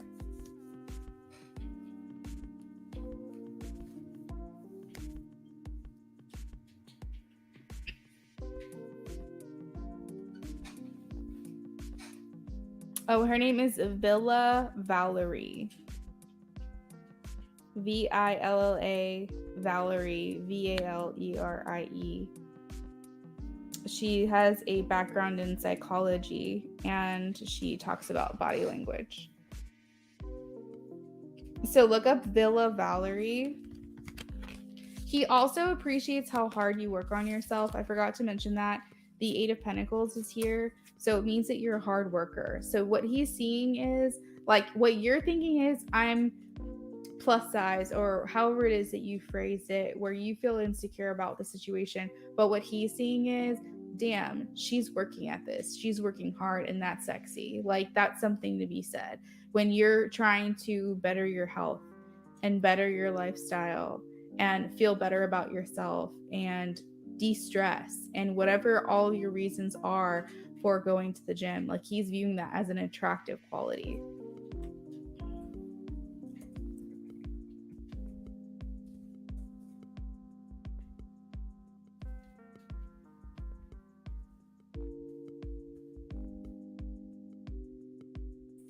So nope, it's not all in your head. I'm definitely getting mutuality in this.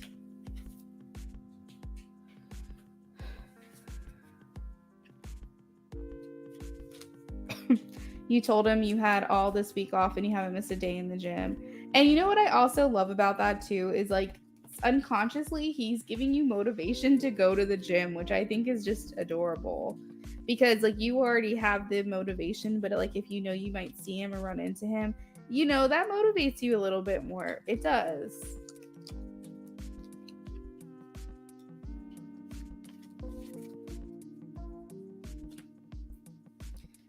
Why doesn't he ask for your number? Multiple things, you know. He could feel like he wants to get to know you a little bit better first at the gym. Maybe he's just getting out of a relationship. Maybe he's involved with someone and he's, you know, deciding whether to take it further. You know, he could just be dating, or he could have just gotten out of a relationship, so he's trying to heal and work on himself. Regardless of what his reasons are, it does not mean that he's not attracted to you or interested in you. And Two of Cups is like a really big deal because it's like it's a indescribable attraction for someone that's fused with like your own soul and your own spirit.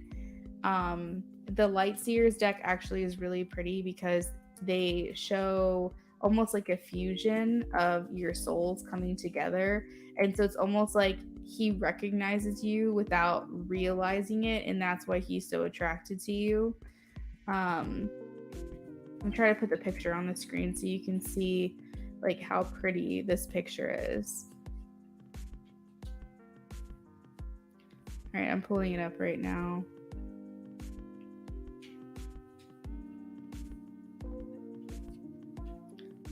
So that's the picture. That's what it looks like. That's Two of Cups. That's how he feels. Tell me that's not beautiful.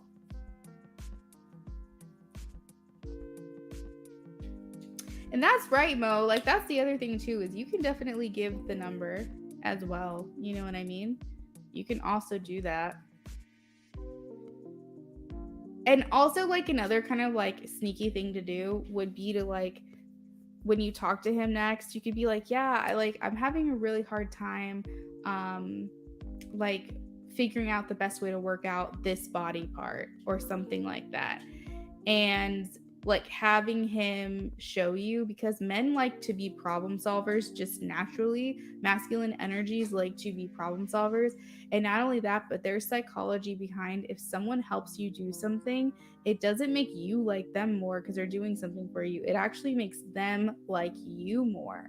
When you ask someone to do you a favor and they do you that favor, it psychologically makes them like you because they're like, I'm doing something for this person. Like they're choosing me to help them with this thing. Like, I like this person more because I'm willing to take my own thoughts and feelings out of it and do something for someone else. Therefore, I must like this person. It's a very interesting concept. But when this, I don't know exactly what the science is, but the psychology is that if you ask someone to help you with something or do something for you, it will make them think that they like you. Not like a crush, but just generally like you as a person. But if someone's already kind of interested or attracted, it's just going to make them like you more.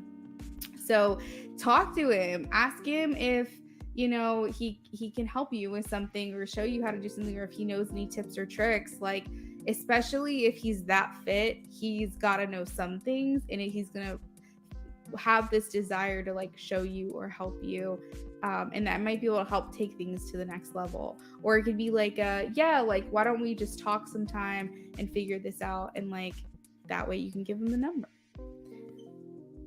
He seems like, wait, hold on, that's the deck you have. Priscilla, do you read?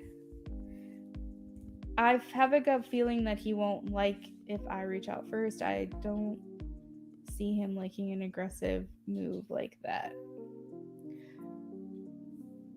He seems like old traditional. He likes traditional women. Plus, if a man really wants something, they'll go for it. You got that right, Priscilla. That is true. That is true. So for sure, there's a reason why he's holding back. You're right. I told him that I help my grandma with groceries, and he called me a sweetheart. Yeah, I mean, do what's comfortable for you. If he likes traditional women, or you sense that he likes doing things the traditional way, and you're okay with that, then that's fine. You can wait. But if you are more go get 'em type of person, if you are more aggressive, like not aggressive, I'm sorry, assertive type of person, more dominant type of person, then maybe you guys wouldn't be compatible anyway. So just kind of determine like what you would have normally do. If normally it's natural to you to wait for someone else to make the move, then I think you guys can be very compatible. But you know, if not, then maybe see what happens. Maybe try it and see what happens. You're right. I told him that. Oh no, you already said that. Okay. But yeah, I mean, that's what I think. Like, if you can, I don't know, if you can like try to get to know him on a deeper level, maybe do a workout with him or something like that, where it's like more focused on spending more time together. I read cards, but only for close friends. I don't feel comfortable with reading for random people. No, that makes sense. I put myself out there only because I wanted to. Only because I felt like it was a part of my life mission, a part of my spiritual growth to do readings. Oh my gosh, Amy, you're back. Hello. But Miss Priscilla, I say just kind of see how it goes. See if there's a way you can incorporate spending more time with him related to working out, because that's kind of how you guys met.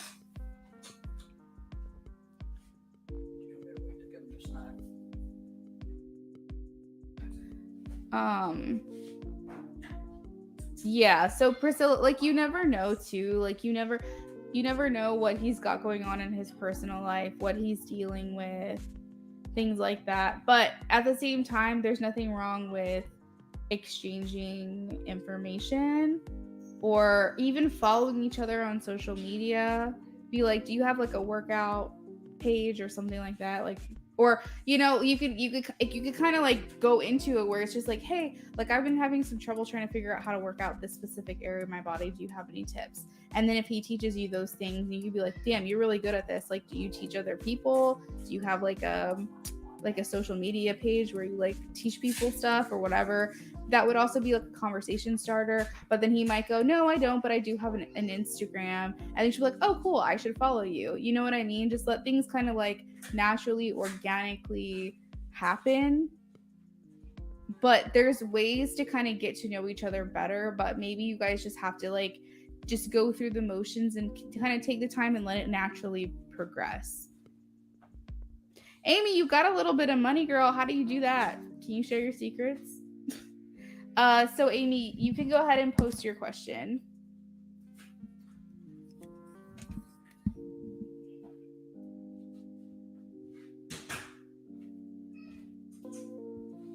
Yeah, Miss Priscilla, I can definitely do a reading on that and see. Okay, so Amy. Yeah, go ahead and type.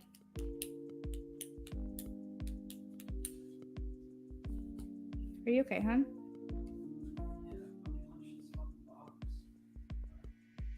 about to ask, why did you do that? Were you angry? I speak. No, I'm not closed.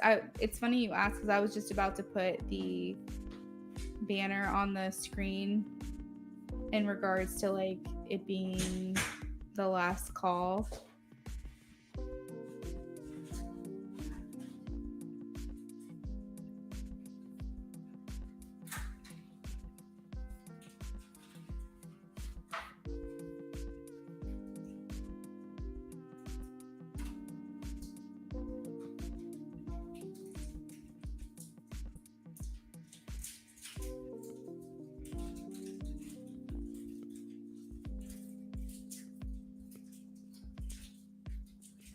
Okay, I speak. Sounds good. So I have, let's see, I have Amy, and then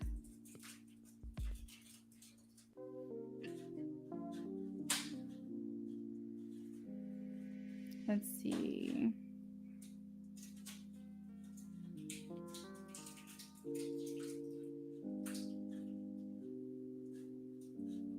I have, oh, Priscilla, thank you for the tip. Thank you for the tip, girl.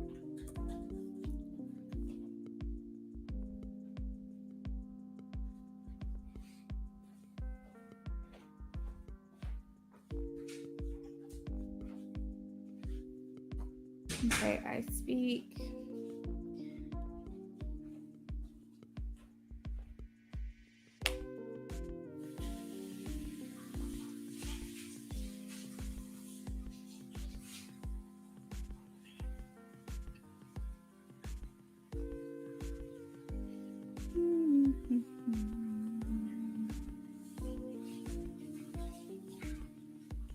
All right, so I speak. I got you. All right, so this is the. You're so welcome, Miss Priscilla.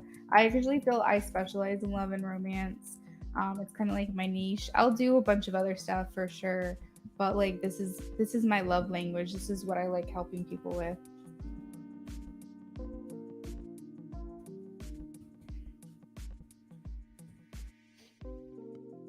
Oh, Amy, I spelled your name wrong. Sorry.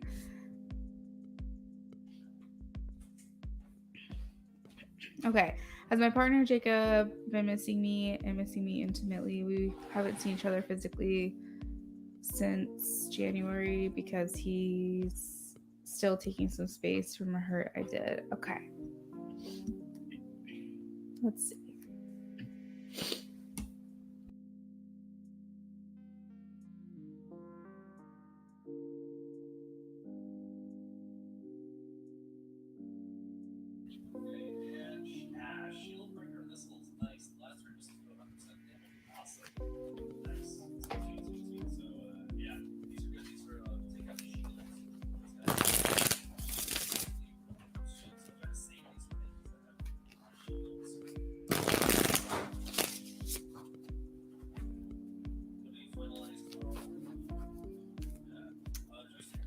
My partner Jacob been missing intimately.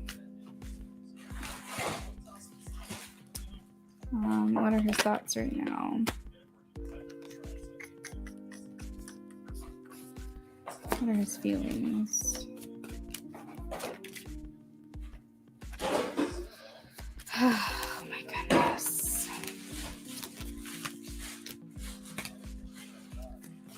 Does he want to talk to her? Okay. Yeah. So I think he's still going through it, Amy. He does miss you. I am getting a yes for that.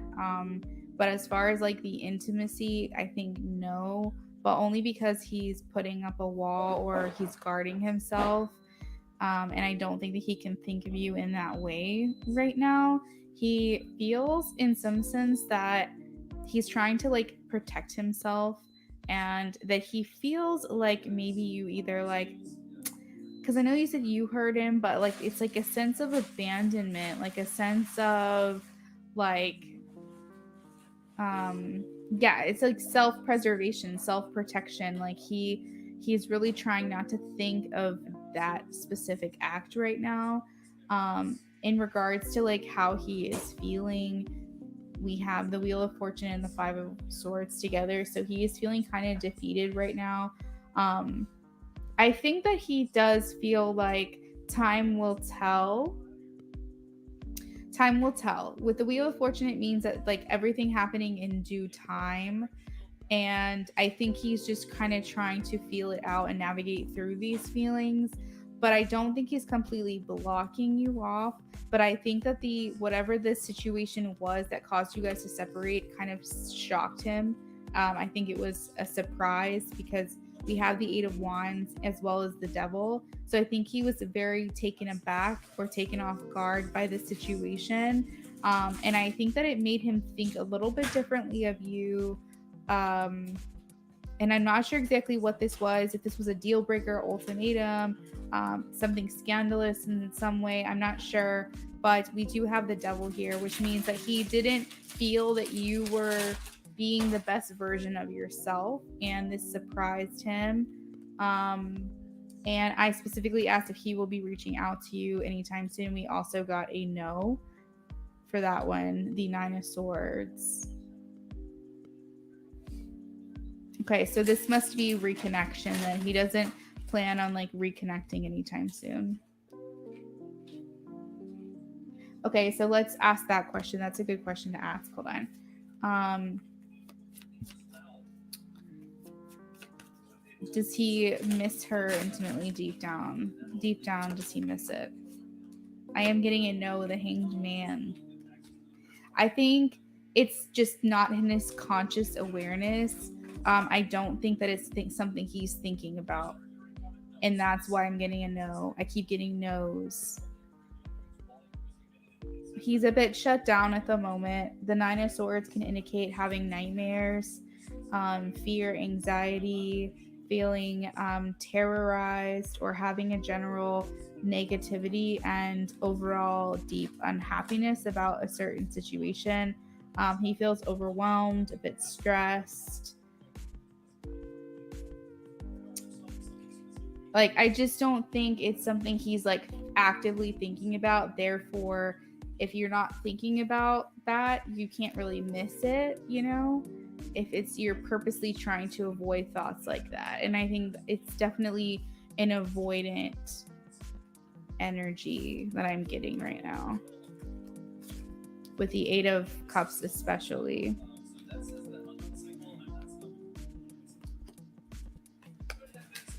That's a long time.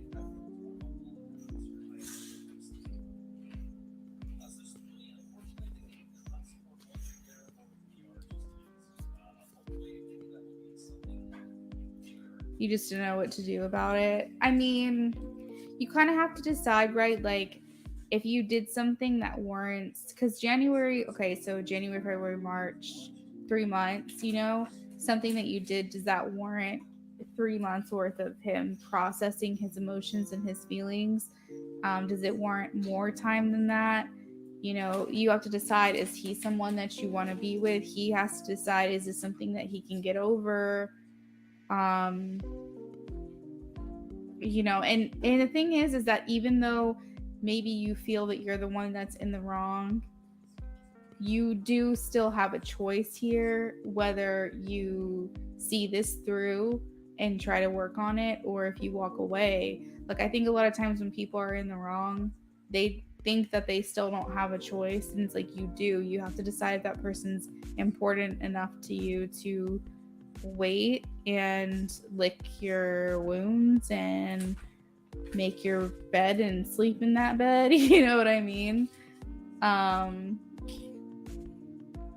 Yeah. So yeah, if you still want to keep trying, it's important. And I'm sure you told him that. I'm sure he knows, but he just has to like process what's happened. You know, whatever this thing is that happened.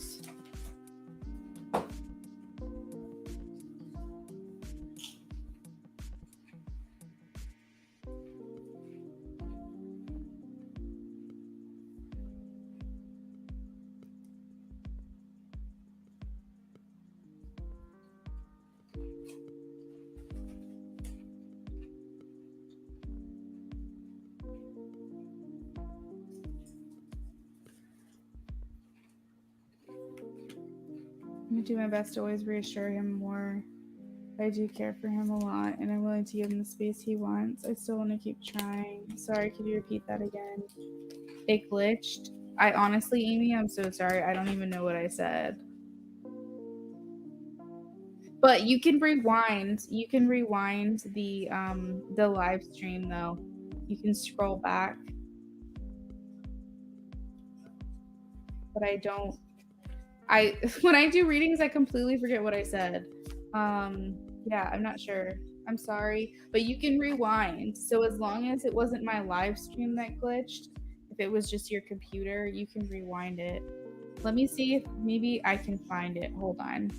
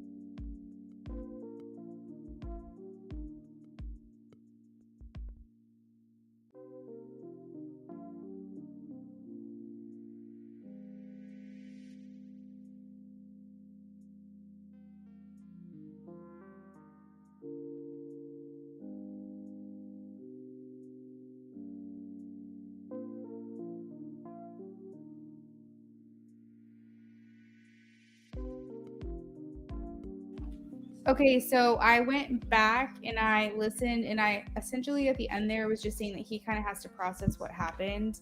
But I listened to it and it didn't glitch. So you're more than welcome to scroll back and re listen.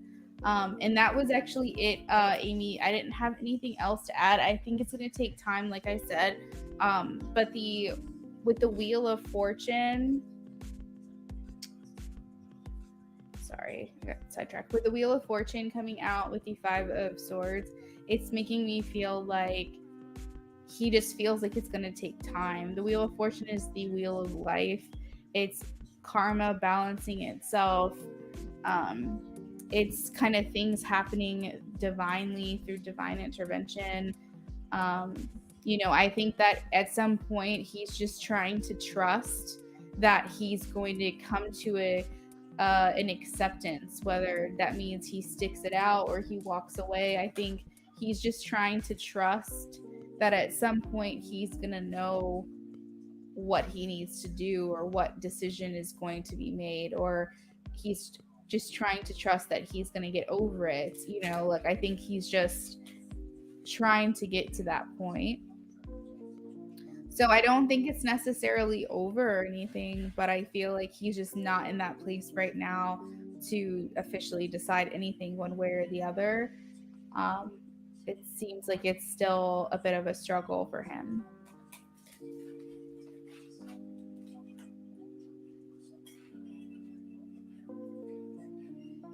Oh, you donated for a second question? Okay, go ahead. What's your second question?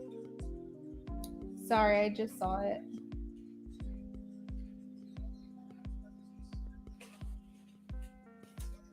If you guys donate during your reading, just know you can ask up to 3 questions at a time. So just keep that in mind. If anyone, Bodhi, what are you doing? You trying to claw up my couch? I'm gonna get you. So yeah, if anybody is like, oh, you know what, I actually have another question, you guys can donate either during your reading or before your reading, and I'll add on to it up to 3 questions in a row because I don't want to make other people wait too long.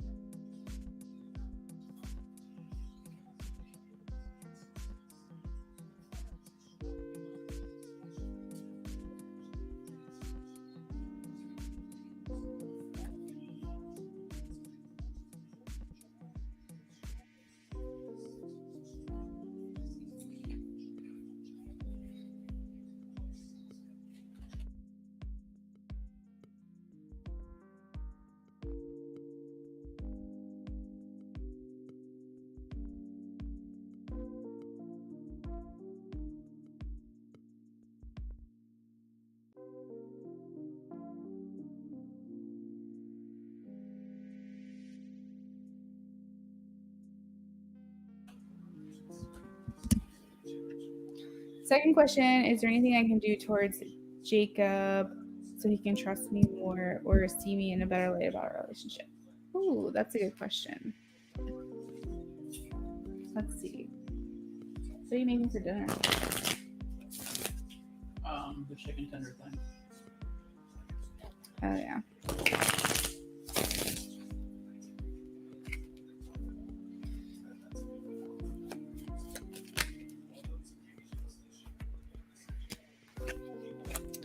So, Amy, I don't want to assume anything, so I'm just going to ask, and you don't have to answer, but just think of it to yourself.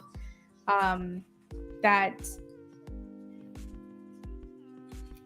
it's almost like, okay, so first of all, if you have not like fully acknowledged the wrong, whatever this was, and taken responsibility in a verbal way that he is fully aware of this, I'll call it a discrepancy because I don't know what it is, that if you feel like he needs to hear, and like you said, you do everything you can to like encourage him and stuff, but he needs to, like, I think more than once, hear the acknowledgement, hear the apology, hear the you are taking responsibility. Because here's the thing, I think this is hurting him a lot more than maybe he thought it would, realized it would. Maybe you didn't know it was going to hurt him as much. I'm not sure. Because like I said, I don't know the details, which is fine. But I feel like he's carrying a load. He's carrying a heaviness, and he needs you to kind of help him unburden that.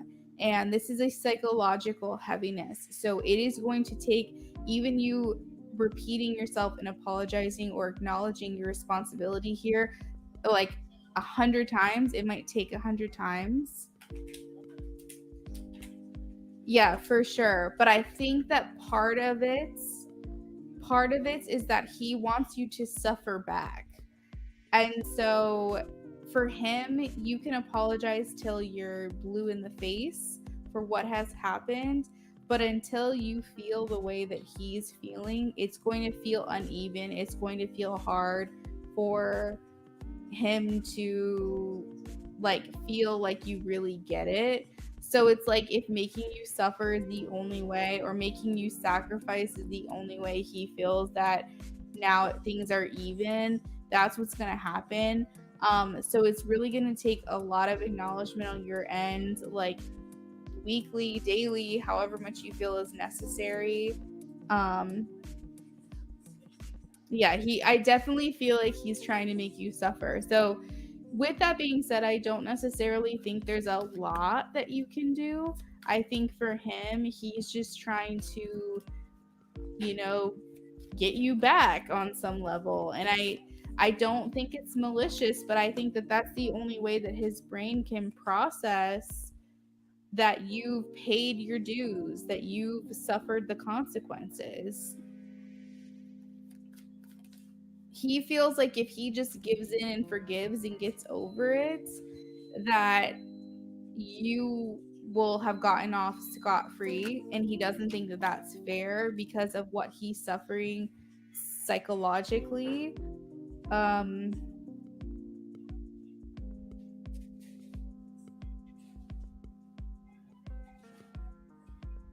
I think he's having a hard time. Okay, so that's actually making a lot of sense why I said you have to acknowledge and take responsibility verbally to him. Yeah, I know. I see what you're saying. I think that's why he wants to make sure that you're acknowledging yourself a lot more, and taking responsibility a lot more. Shoot, I just had the reason and I lost it. Oh, Spirit help me. What was it?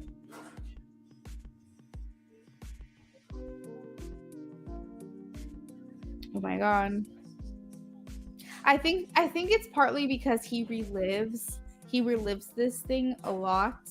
He thinks about it a lot. We have the 7 of Cups in the middle of your reading. And so it's like every time he thinks about it, he relives it.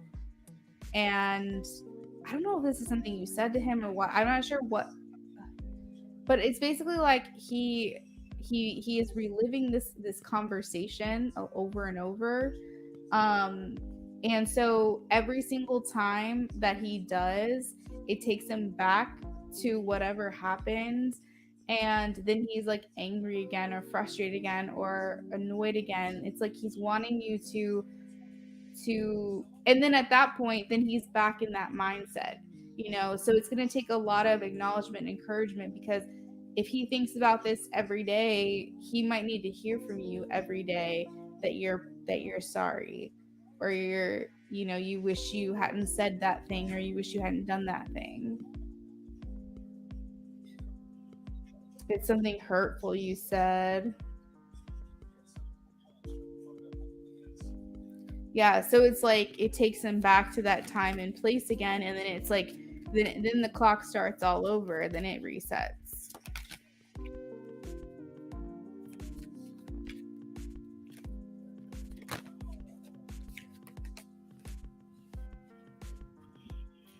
He's driving himself crazy.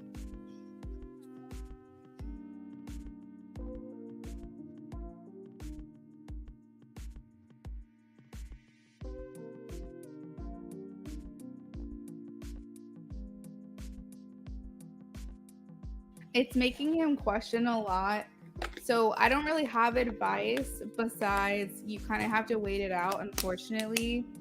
But I think that words of encouragement, acknowledging, holding yourself accountable, and then making him doing everything you can to reverse the damage. So if it's something hurtful that you said, making him realize that you don't mean that, or you said that in the moment, or you did it in the heat of the moment.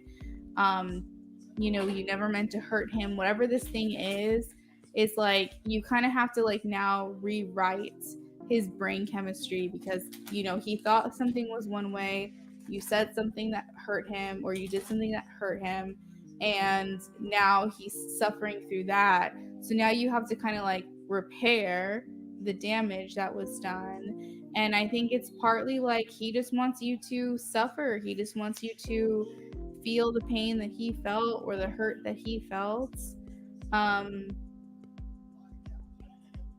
Yeah, I know. Like, he needs to hear you say, like, I'm fighting for this, I'm fighting for us, like, I'm not giving up, whatever it takes. Like, I want you to be my partner, I want to keep trying. Like, I fully, and this is the thing, you have to do it often, I think, because he's like reliving this often. And all the forgiveness and all of the like all the progress that he made, he will just bring himself right back to the beginning a lot of the time.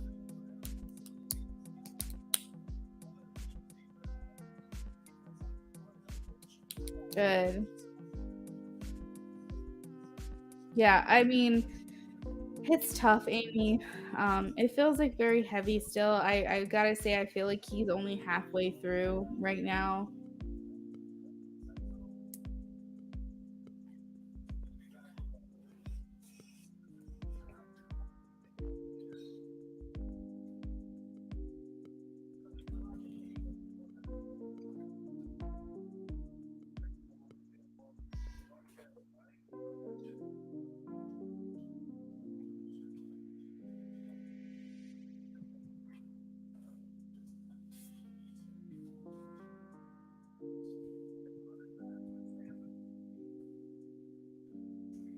Oh, you donated for a third question? Okay. Let me pull it up. And then, Amy, if you do happen to donate again, you'll have to go at the end of the list, okay? Okay, go ahead and, because I don't know if he's healing properly. Okay, so sorry, Miss Priscilla, I see your question now. Let me save that one for you. All right, so I have Miss Priscilla.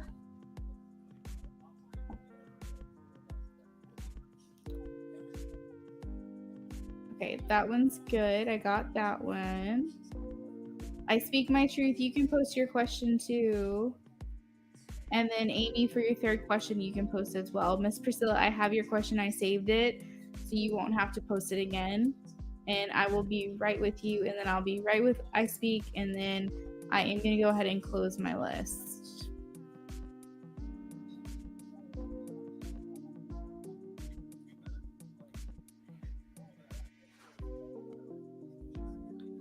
Ooh, I like that question, I Speak. Okay, I've got your question too.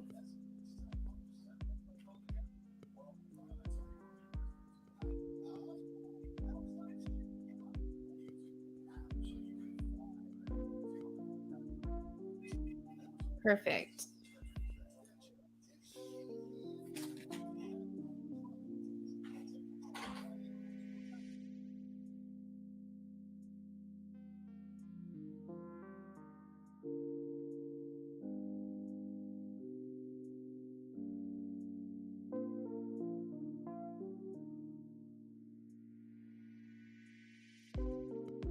Okay, so you said off topic. All right, let's see.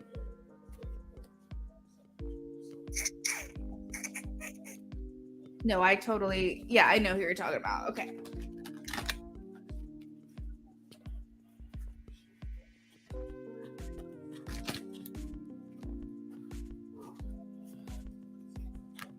Thanks for that sound effect in the background of my live stream. Happy to help.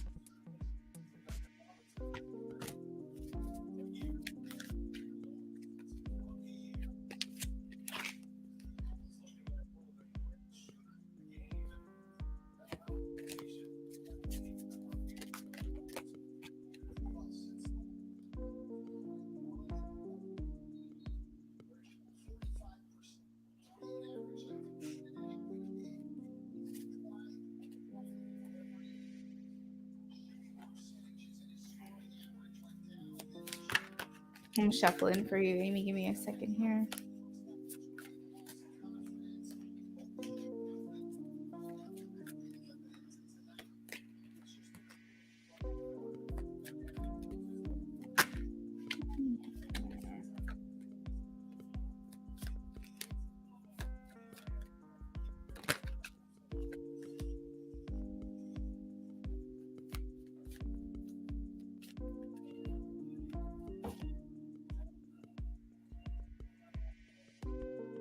Okay, so he thinks you're kind of a tough read, but he's pointing out some qualities here that you're really intelligent. Like he thinks that you are very good at explaining things, teaching things. So I think there's a general feeling of being impressed by you.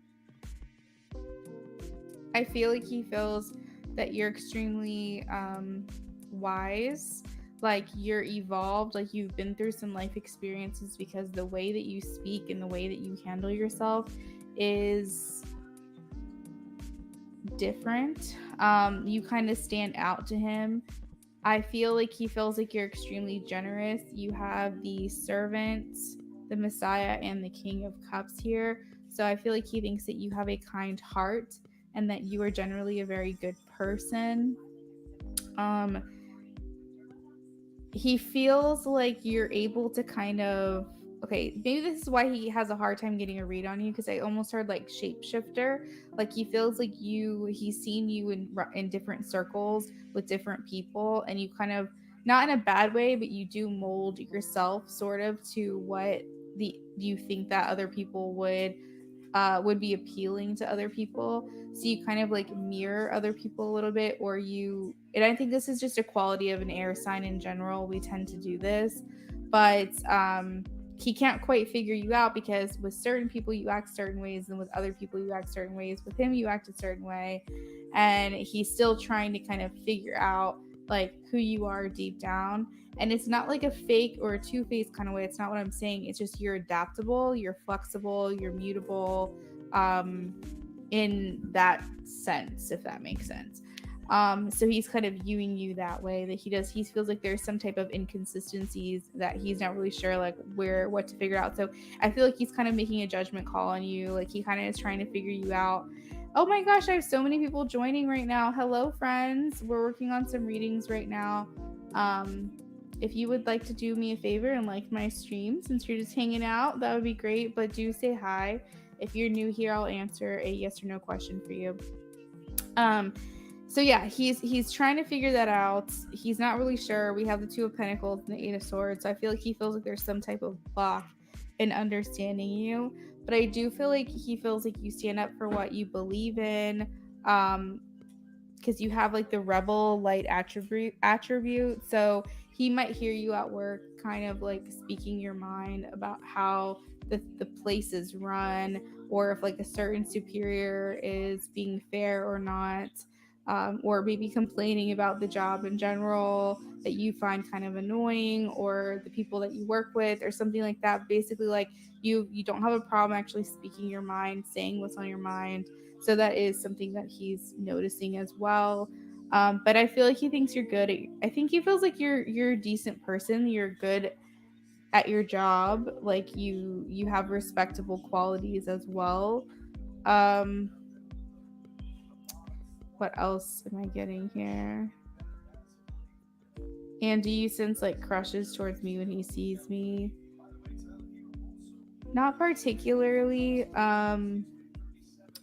I am getting like definitely a good, like you're very mature. You'd be like a good friend.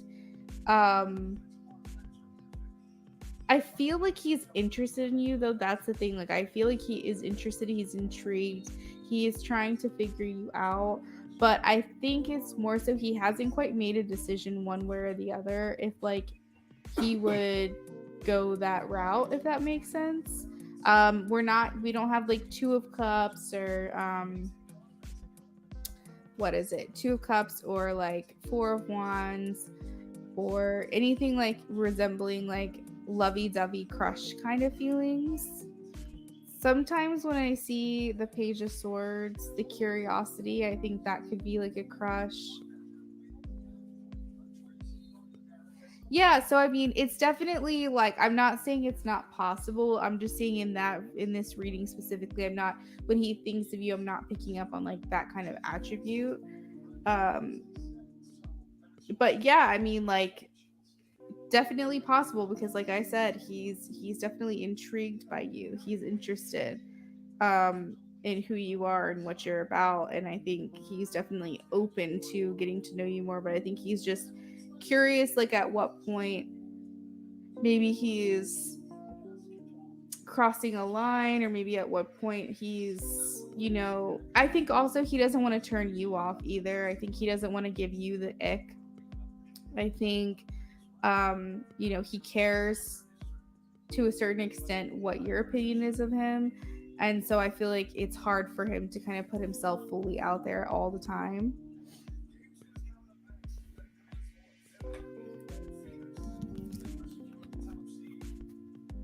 Yeah. So no, not necessarily, but at the bottom of the deck, I do have the Six of Cups, which talks about feeling connected to someone, feeling comfort with them. So I think he likes your company. He likes being around you. He feels like good around you. You do have underneath that Three Cups and Three of Pentacles, which can signify third-party situations. So that could be kind of like the energy around the connection right now, is not knowing where you stand to one another due to your personal lives.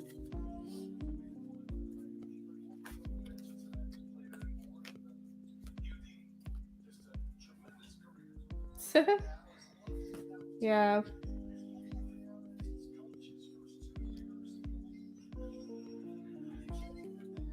So, Amy, that is what I've got for you, girl. Thank you for your donations with me tonight. We're going to move on to Miss Priscilla. I'm gonna keep him as a decent friend, of course. Yeah, for sure, for sure. I think that's important. I think we need more friends. We all need more friends. Good friends, quality friends. Yeah, that's true, Amy. That's good. That's a very good point. You're very welcome. Okay, so Miss Priscilla wants to know if there's a reason he holds back with this connection. Does he want to eventually move forward? Okay, is there a reason he holds back with this connection?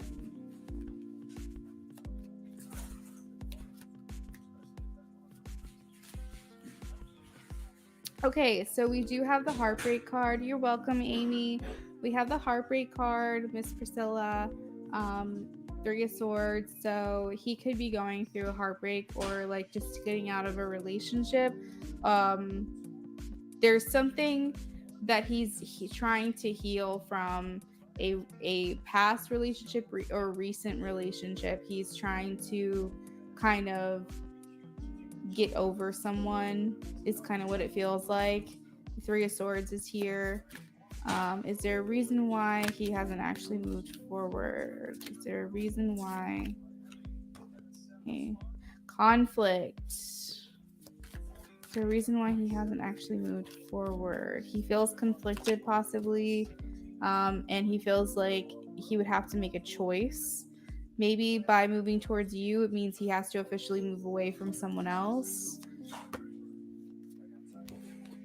Will he eventually move forward sometime soon? Will he eventually move forward sometime soon?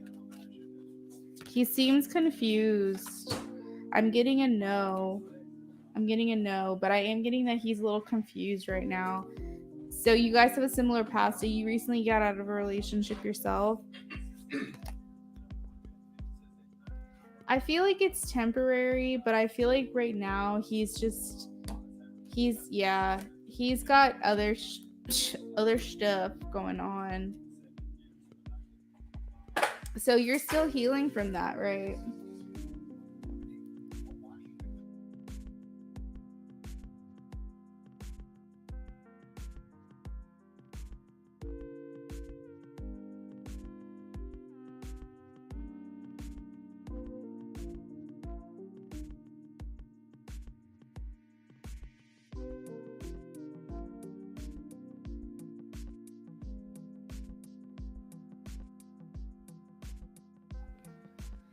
Okay.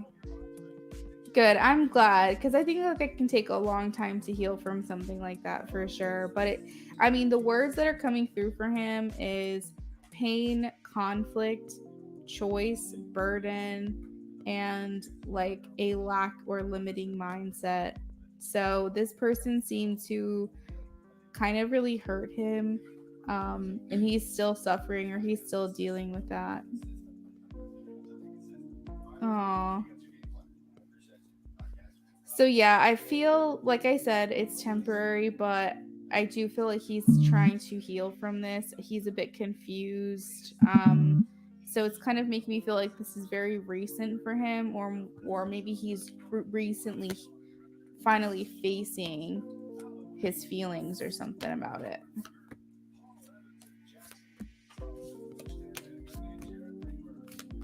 That's the best things is when you're not really looking for something and they just kind of happen. I think that's the best things.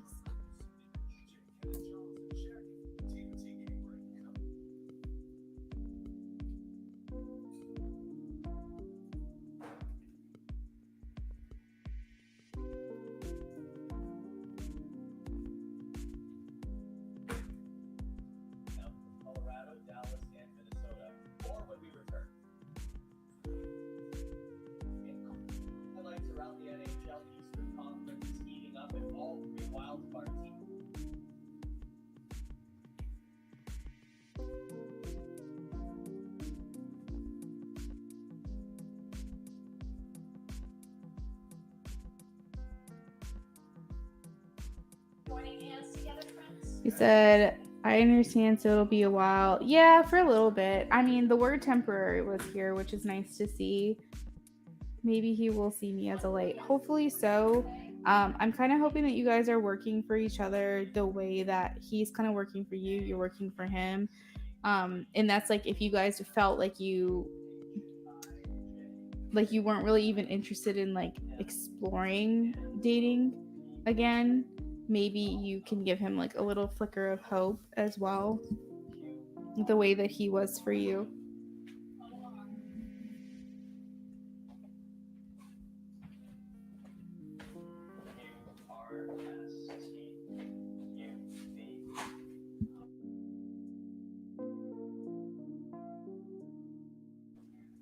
I'm just as confused.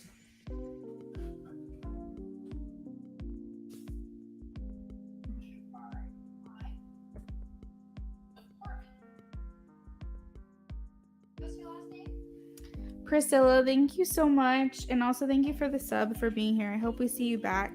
Just so you know, I do free readings at the beginning of every live stream. The first 15 minutes are free yes, no, whether you've been here before or you're new. So definitely come back if you'd like to take me up on some of those free readings.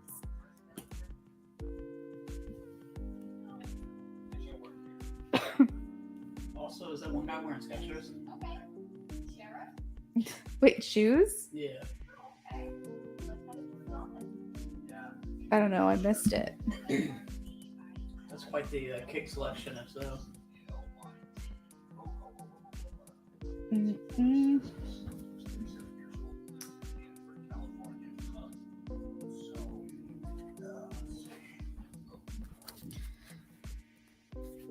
Okay, Priscilla, that sounds good. That sounds good.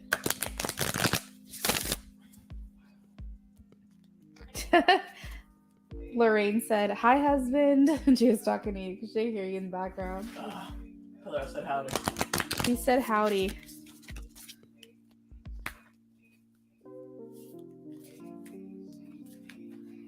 What do my ancestors want me to know?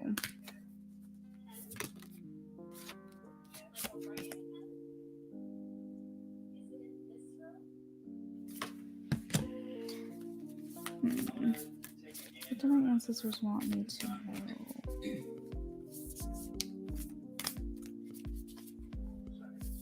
Okay, so I speak. This is an interesting message. Do you know what your life path number is? Have you looked into like your numerology at all? Thank you for making my night. I'm happy to hear. You're welcome, Priscilla. You're welcome. Thank you for choosing me to do your reading. It's an honor. Because for whatever reason I'm seeing like, yeah, okay. So there's different things called like your destiny number, your life path number, things like that that can help you actually serve as a guide for how to move forward in your life. Like you basically chose what energy before you were born. This is what I believe. You chose what energy you were born into.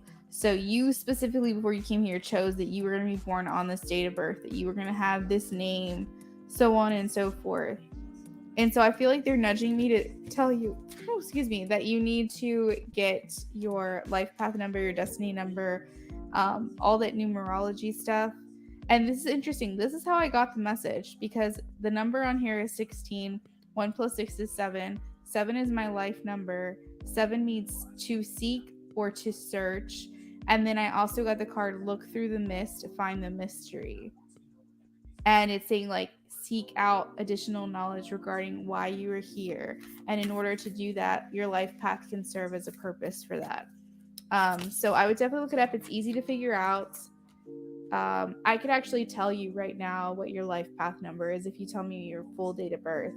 But you can also figure out your destiny number through using your full name.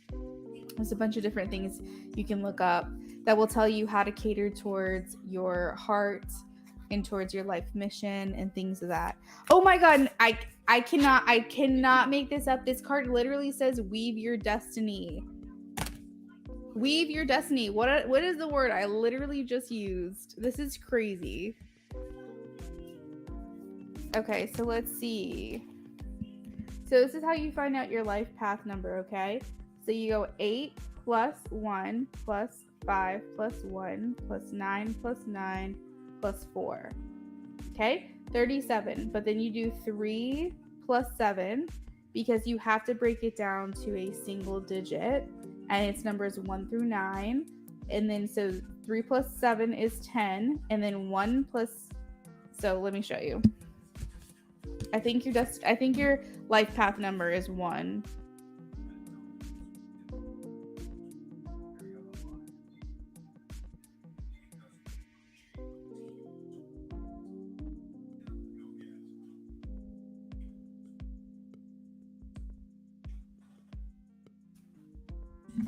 Let's see. 8 plus 1 plus 5 plus 1 plus 9 plus 9 plus 4 is 37. So then you do 3 plus 7 equals 10. And then because 10 is not a single digit, 1 through 9, then you do 1 plus 0 equals 1. So your life path number is 1. Life path 1.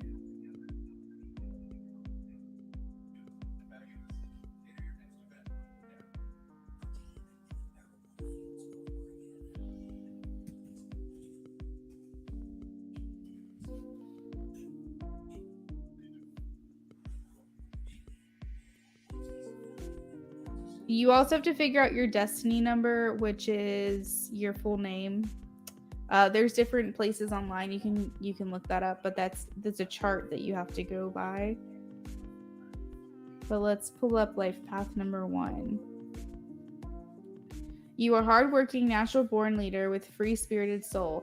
Your determination makes you able to manifest easily, and your drive and motivation help you to stay focused to achieve your dreams despite obstacles that may get in the way. You are extremely independent, tend to not rely on other people. You are not afraid to take risks and have strength to follow your own path, even when it's against the expected norm. Be careful not to come across demanding or boastful. People with a life path, I'm misreading what this is. People with life path number 1 are often called the pioneers. People with this powerful number are the first to have new creative ideas and are willing to try something new. If your life path number 1, you are the trailblazers for others to follow. People may tell you that you set trends, and you march to the beat of your own drum. You're very independent, strong-willed. You have great communication skills, high standards, which can sometimes lead to conflict for you because of your high standards. However, this is a personality trait that make great leaders, successful entrepreneurs, and CEOs.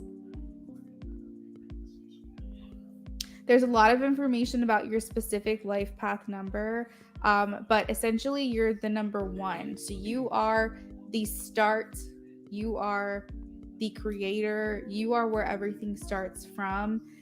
The number 1 is also the magician, so it's of the self.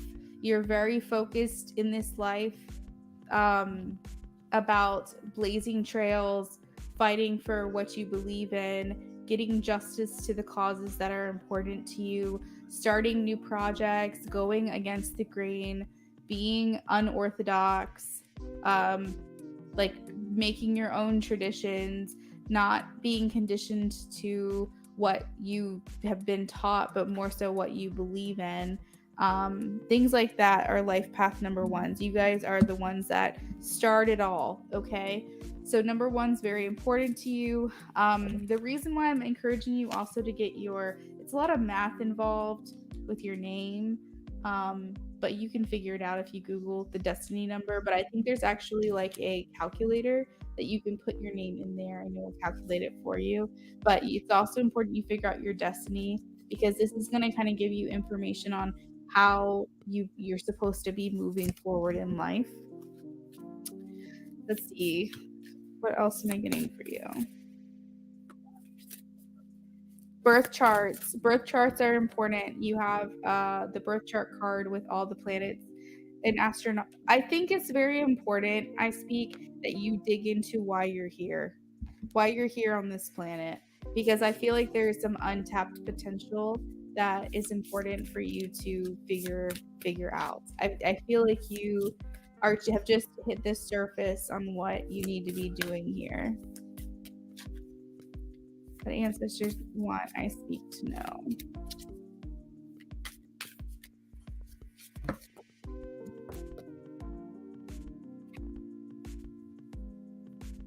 Retreat into nature, solitude. I speak. Do you have an animal?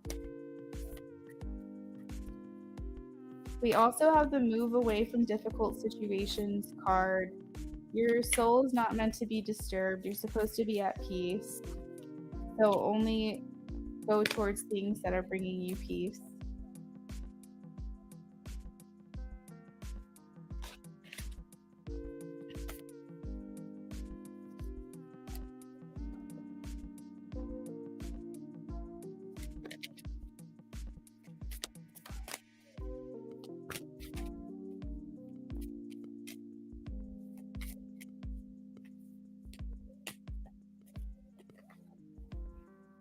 We also have a deep secret will come to light. That's something we want you to know. Interesting. The reason I asked if you have any animals around you is because it says retreat into nature and solitude. It's a good time right now for you to go within and dig deep. Like, really learn your birth chart, understand what cycles you've broken, understand your life path, understand your destiny, understand your south node and your north node. It's really important to like dig deep into that part of yourself, because I feel like there's these things that you're supposed to be doing in this life that we haven't, like I said, even scratched the surface. Okay, figuring out your spirit animal would be a good one. That's really easy because you have different ones throughout your lifetime. And it's basically, what is the animal that you see the most? What is the animal that you dream about the most? Dreams are really important. But maybe there is an animal. Maybe there's a fur baby spirit around you somewhere where you're gonna get an animal at some point. But specifically, I'm getting retreat into nature and solitude.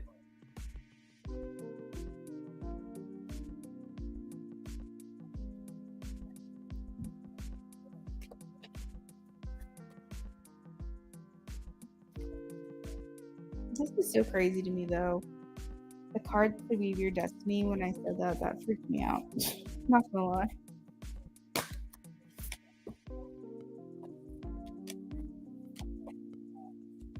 You're welcome, I speak. We also got purify your surroundings. That was your last card. I think this is a great time to do that. Spring cleaning. I recommend this to anybody when I see that card. Open some windows, let the breeze come in. With hibernation, hibernation. In the winter, it's hibernation. Everything is still. We don't do much. We stay home. But now is the time to start breathing life back into your environment. You're welcome, I speak. Thank you for the donation. Rachel, I'm going to go ahead and hop off. I hope you guys have a lovely rest of your night. I speak. You'll have to let me know what you find out about your charts and things like that. Beavitas, I know you're still hanging out, so thank you for being here. Oh my goodness. And I don't know who else is in here, but good night. Goodbye. I will see you guys tomorrow.